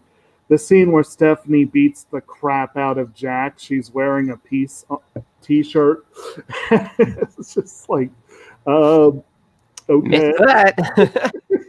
I'd have to give a vote to the whole golf course scene. Oh yes. Dude, when he fucking pegs that golf cart with the ball. Right. Oh yeah. I felt that too, because I've definitely been at like public, facilities like that and had people hassling. I was like, fuck you. Apparently, that was the actual author of the book who hit that ball because Paul Giamatti couldn't hit a ball to save his life. See, that's dope. That's cool because it has that little touch of the original dude in there. Right. But yeah, I mean, I'll admit they might have been arguing and backing things up, and I would have been frustrated to be behind them. But still, that is rude as hell to knock a golf ball right where they're standing. That's like not just rude, you the liability issue there, So I like how Hayden, Like Adam's family. yeah. I like how Hayden Church it was like, oh, can I? Should I? And then he just goes after them. Yeah. Yeah. That's kind of right where the movie sort of turns around, if I remember right, too. Like, shortly before that is where it starts getting a little bit more lighthearted, and then the last half of it, until all the crustiness gets unveiled, is pretty lighthearted. Yeah. They do a good job of bringing it back around and reminding you that, like, actually these dudes are being pretty fucking scummy right now. Yeah. Right. I don't know, man. I think it's a pretty fucking rad movie, actually, if you like take it into account as like a whole piece of a thing. It's like a piece of art. Yeah. Yeah, it definitely is fucking cool. There's parts of it that drag a little bit for sure, but I think that's kind of to be expected in this type of movie. There's parts of it that go beyond what it even needs to do to be fun, So it definitely has its fun moments. And one thing that amuses me, this is a completely personal thing, but it amuses me on the count of the fact that Brandon has hated this movie for so long. And on account of a certain other program that he hates, I believe, to this day. But Miles's ex-wife is played by Jessica Hecht, who played Susan, the one who stole away Ross's ex-wife on Friends. Oh, God, that fucking sucks. I can't believe people like that. I just find that I hate Friends. I still hate Friends. It's so ass. And I still hate them. Friends isn't that bad. I mean, like the most boring people I know love Friends and have seen every episode twice. Like, dude. I would definitely fall into that thing. I'm not saying it's the best sitcom ever. That's ridiculous. I did get a kick out of the whole. Oh, you're not like a 70-year-old boomer at heart, so I don't know how you can like that show. I did get a kick out. I grew up on Friends, bro. Like Friends was like new when I was a kid, so I saw that all the time with my parents. It was kind of one of those things. Like I do have nostalgia for Friends. Yeah. And I do love Joey and fucking Chandler. I mean, I think universally those are lovable characters, even if the show they happen to originate in is kind of milquetoast or whatever you call it. I have no interest. I have nothing against people who like Friends because I just don't like it myself. It's just I sort of do. Yeah, it's just fun. It's stupid sitcom shit. Oh God! All right. But that's the thing is people can like. Well, okay. Well, name a quick top 3 sitcoms if you had to pick them. Top 3 sitcoms. I Love Lucy. Let's see here. Sitcoms. Cheers. Yeah, that's a good example. Masonic Koku. And Get smart. The Dick and Bike Show. Would you call Bored to Death a sitcom?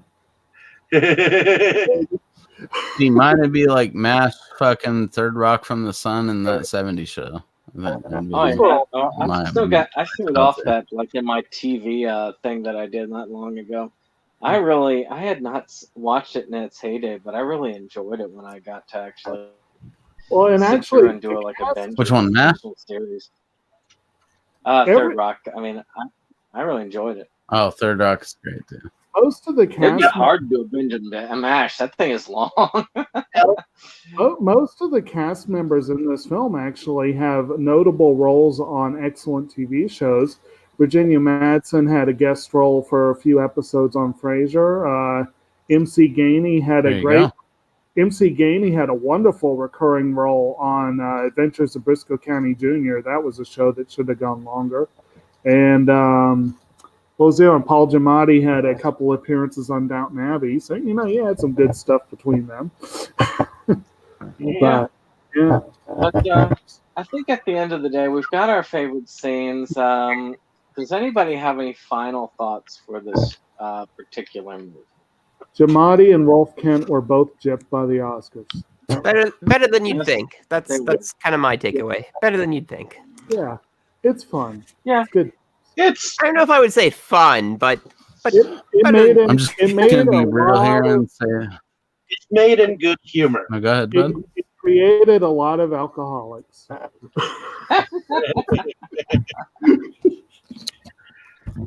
I'll say this. This is the type of movie that your girlfriend might think is fun to watch, and then you're going to end up having to have something else to do halfway through. So practice up. Maybe do a few push-ups if she rents this shit. Like, get ready because you're going to have to do something to, persuade the interest from this crap. Actually... I don't know. It's not a movie that you're watching, like, unless you're trying to, you know what I mean? Like, you're not throwing this on as like a let's make some toast and huddle on the couch type of a movie. So, it's got. Either come in there bringing the ruckus ready to. It's got a lot of dialogue. Basically, if this was your idea of like a date night with your chick, you better fucking be ready to pay the piper, bro. You're gonna have to do something to make it worth her time, or else this is kind of nonsense, You're just gonna write an apology in. Oh, God. Well, would you consider this a better date movie? So, Dustin, how's school going? No comment on air. What? I was legitimately concerned. Not great. Not language fit for the kiddies. Well, it's been kind of a lot, so I started to let pressure. The pressure kind of got to me after a point, and seems like it, bro. Turns out we actually have an undiagnosed anxiety disorder, so we get to figure that out. Today. Well, I will just say to you now, sir, prior to knowing any of that, you've been an absolute fucking machine about it, dude. I've seen a lot of your social media posts. You've been working hard. We try. So you do deserve credit before anything else. No, thank you. Well, with that, why don't we go ahead? You feel like you've learned some shit, or? I always do. It's just, having to prove it. Like taking a final where I've had like 2 hours of sleep and have been trying to write another thing.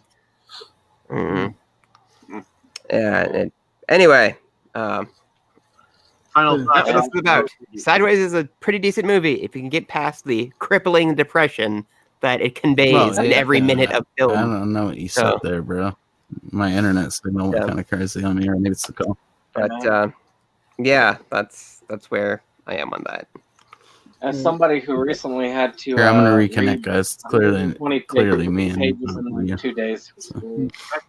Yeah, a lot of the stuff in this kind of hit me a little hard because it's like, oh, his life is terrible.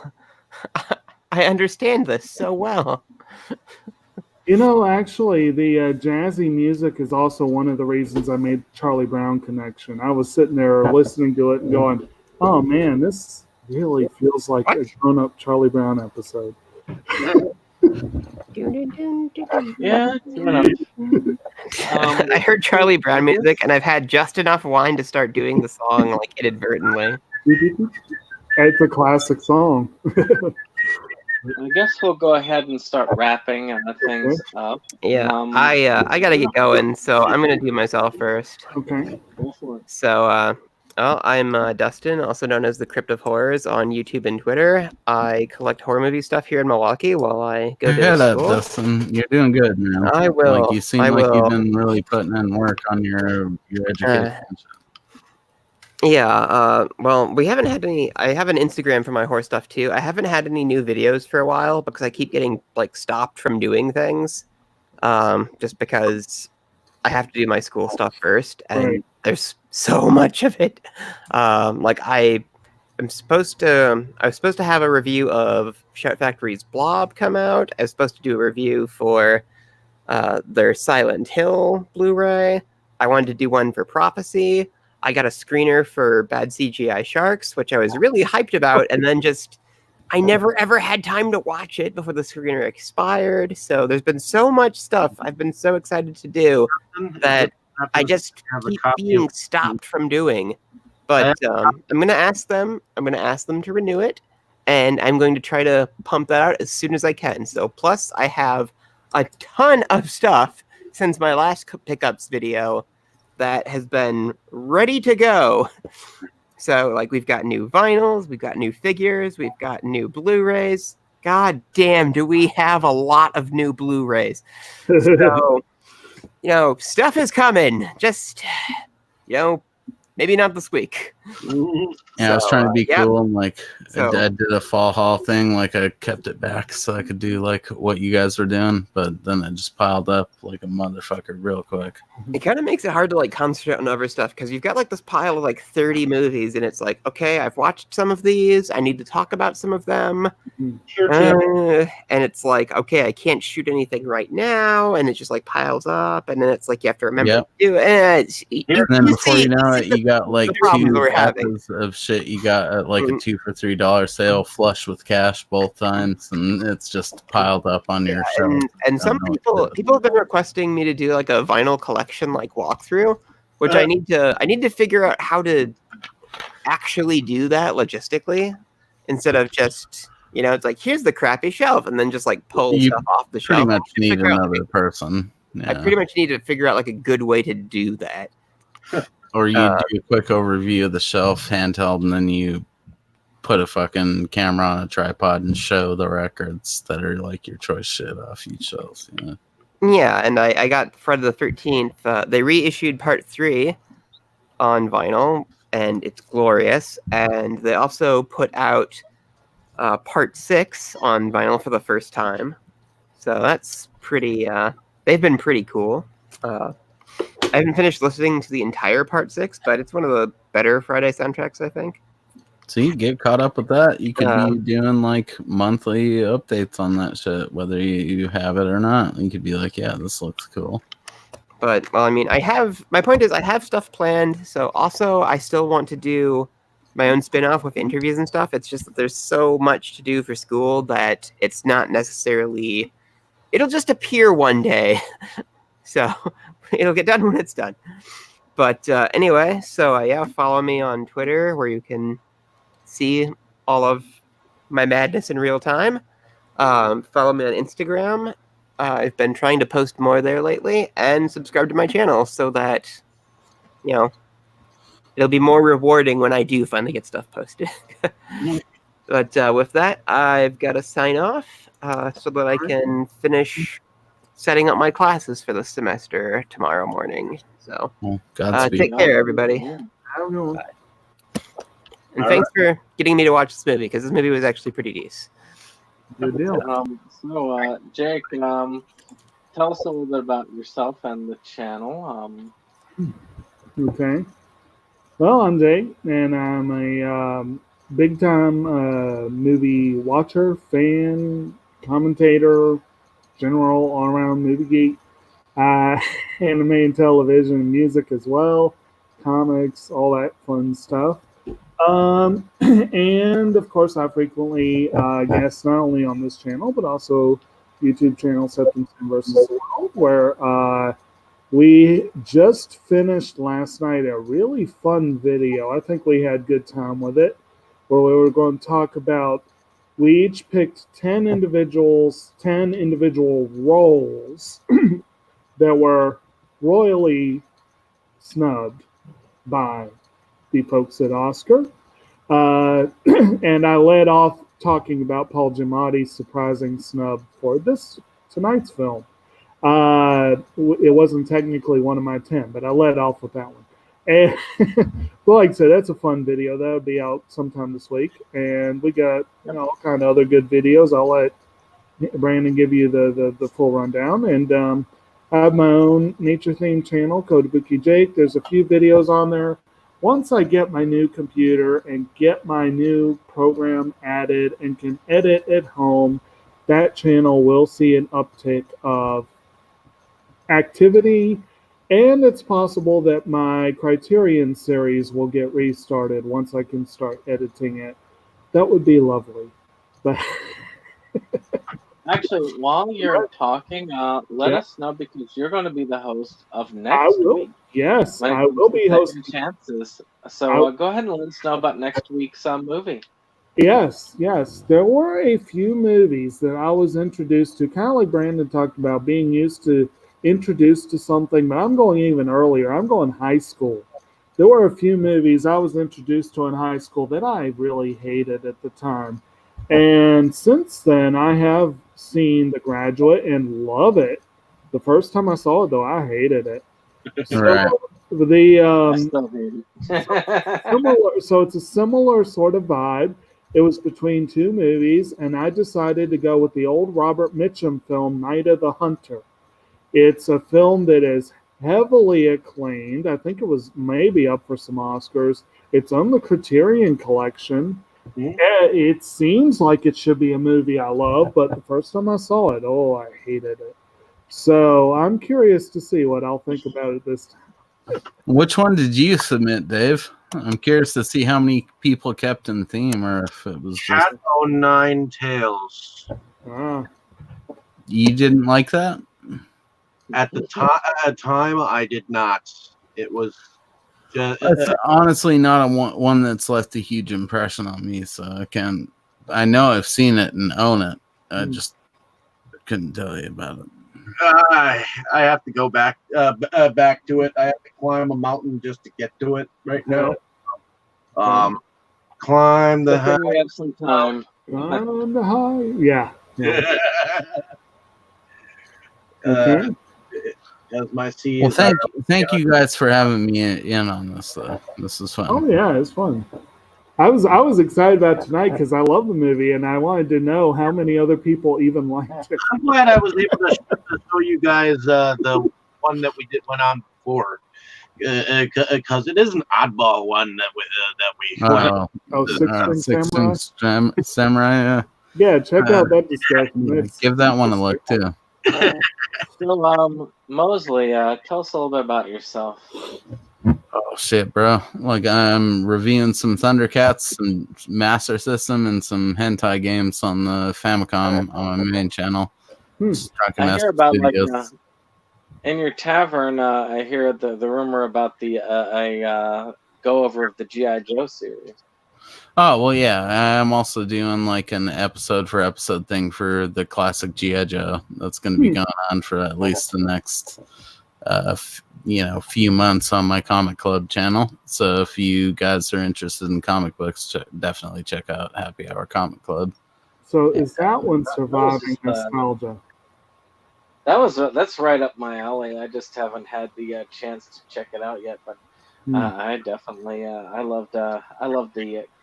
Well, I used to be all into the toys growing up. So I can't really. Well, dude, my next my thing that I'm working on right now, outside of just basically reading the shit out of The Walking Dead, which is one thing I did want to touch on before we close this out, because it, has to do with the whole main purpose of this. But like, definitely I've been reviewing these books for the CBR.com. I'm sure you guys, if you guys follow comics, you know the website, right? I know of it. They have like a top 10 of 2019, so I'm reading and reviewing everything that they did for the list. Very cool. Very cool. That sounds like a bunch of fun. At the end of the day, when we look at it, and I have fun with the channel. I'm in love with the Master System thing, and maybe it shouldn't be, but I still am. So well, we'll have to get you in on maybe one of those, man. That'd be pretty fucking cool. Because the Master System was one of the systems that I just appreciated as I was growing up, and not many. In Europe it was huge. I mean, in the UK, Europe, Brazil, the Master System was big, and but here it didn't go over, and it's just awesome to see any appreciation for it. I had a Master System. As a matter of fact, Rebel Gaming Club has it now. But I know. It was an awesome system. I had one when I was like, I don't even know, man. Probably like 8 or 9, like in that age range. It was a temporary thing for sure. Days. I'm looking here at CBR, and they've got an image of the Mario Brothers film, and it's kind of a shame no one picked that for this theme, but. Well, what are you guys' quick thoughts on the Mario Brothers? I enjoyed the Mario Brothers. It says 10 non-anime movies you didn't realize were isekai.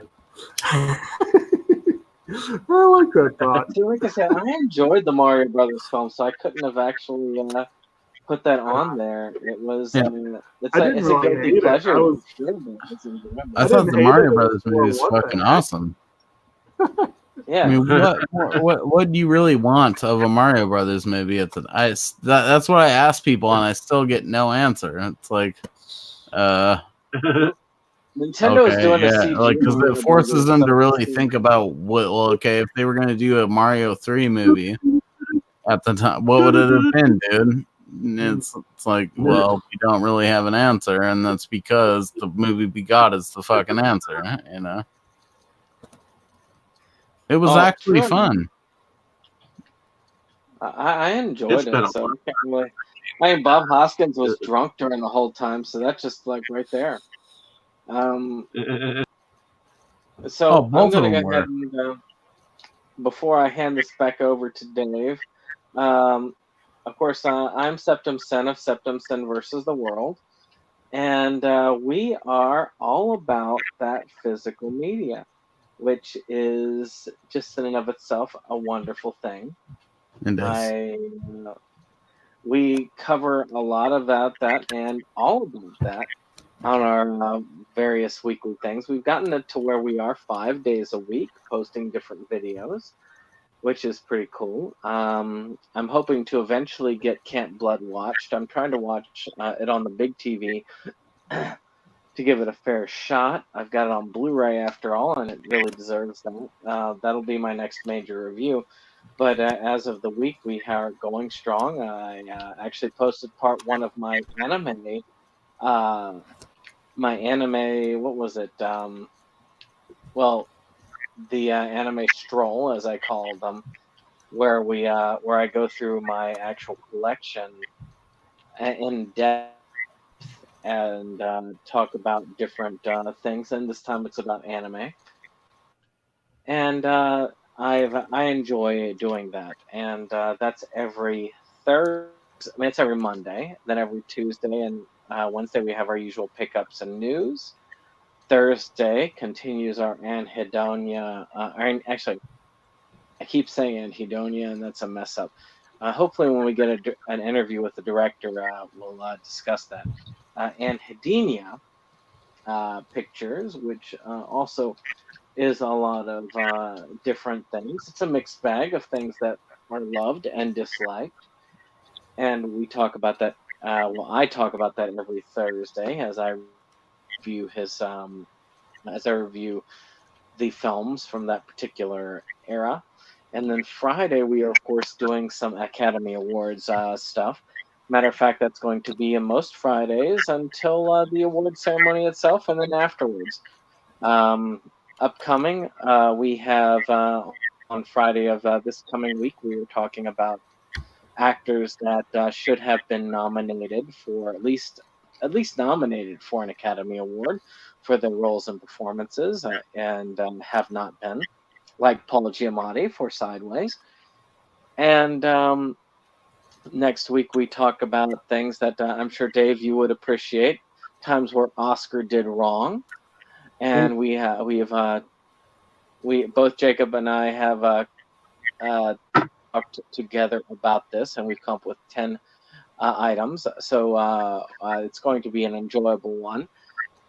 And then our next week, Friday, will be our predictions for the wins. And then our next Friday after that will be our discussion about the Oscar wins and what we thought. So it's going to be a pretty awesome thing. We always love this time of year because it's that glitz and glamour of Hollywood. Despite the tarnish that has fallen on it, we still try and appreciate what glamour there is left on it. And of course, as usual, we also participate on Inside Movies Galore, and we're hoping to do more and more compilations. Jake himself was on one today, and I hope to be on more myself as the future goes. But I will hand this back over to Dave for you to finish this out. Alrighty, ladies and gentlemen, my name is David Straggy. I have ran Delusions of Grandeur as well as Inside Movies Galore. Inside Movies Galore with you guys for the most part. And it is a podcast discussion about films of all kinds. Originally, it was started out as a horror film podcast, but we have broadened our horizons and added a few misfits along the way. And I think we enjoy ourselves daily and weekly. On Delusions of Grandeur, I do my own video reviews of films that I have watched. Maybe not as of lately, because things on the home front have been kind of taking its toll. But I do still plan on getting some reviews out there. I know I feel dusting on everything because I've got like 30,000 movies here that are piling up each time something comes out. I do have to get it, but it takes me a while to go on about them and my thoughts on them. So sitting down and actually having the energy to do it is a whole another story. But I do plan on getting some more reviews out. I do have a stack that I'm going through. Plus, I've been asked as well by Ann Hedemia Films to go on about his films, and I do plan on picking up many of his films in the nearby future too. I do have something in the works. I am going to be producing behind someone new that I have not before. So just a small little producer role, but it's a documentary that I am producing behind. So definitely keep a lookout for that once it comes out. I'll probably begin to give you guys a title probably next week once I have actually paid for it. So, but if anyone is interested, it's actually up under my name already on IMDb. So, we still need to cover Wrestle Massacre on the show. We should do like a production month where we just cover your production. Oh well, yeah. I would gladly go on about it. Maybe we can do it as a pre-show thing, or something like that, just to keep things going with with our regular podcast, or something of that nature. I still But have next- a couple of them just sitting in my collection. Next week, I was planning on since we didn't do El Mariachi this week, I was planning on doing the trilogy Mhm. of Ah. El Mariachi, Desperado, and Once Upon a Time in Mexico next week before the show. Mhm. No. That's If good. if anyone is willing to come on about it, definitely be aware that is going to happen. So What are we declaring war against the wine drinkers? Because well, there will be no more whining for the show. but you can, we'll need copious amounts of tequila for that one. yep. Bring your pistoleros. You never know. all right, I'm down for this. We're definitely gonna go out with a bang. It goes.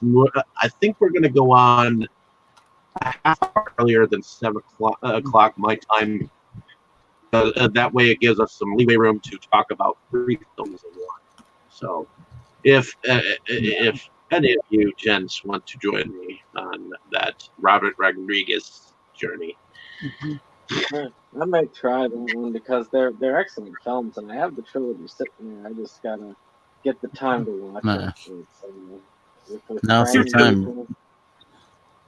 Here too, I'm back in college again because they require me to take college courses to train people. So now I'm well, now it'll I'm be socially interesting in responsible doing human them. being. It'll be interesting doing them back to back as well. Trying to time it out really well to go into the next one. Like we got to be able to time it a little bit. I mean, we'll have a little bit of freedom to talk, but you know, we're trying to cram in 4 films in one night. Well, Is this still live or is it just me? huh? I think it's still live, bro. Yeah, it We're is. still We are still live. I was just making sure. Although I'm just about to kill it. So everyone, say good night. All right. good. No, Good night. Good night, baby. I'll be thinking.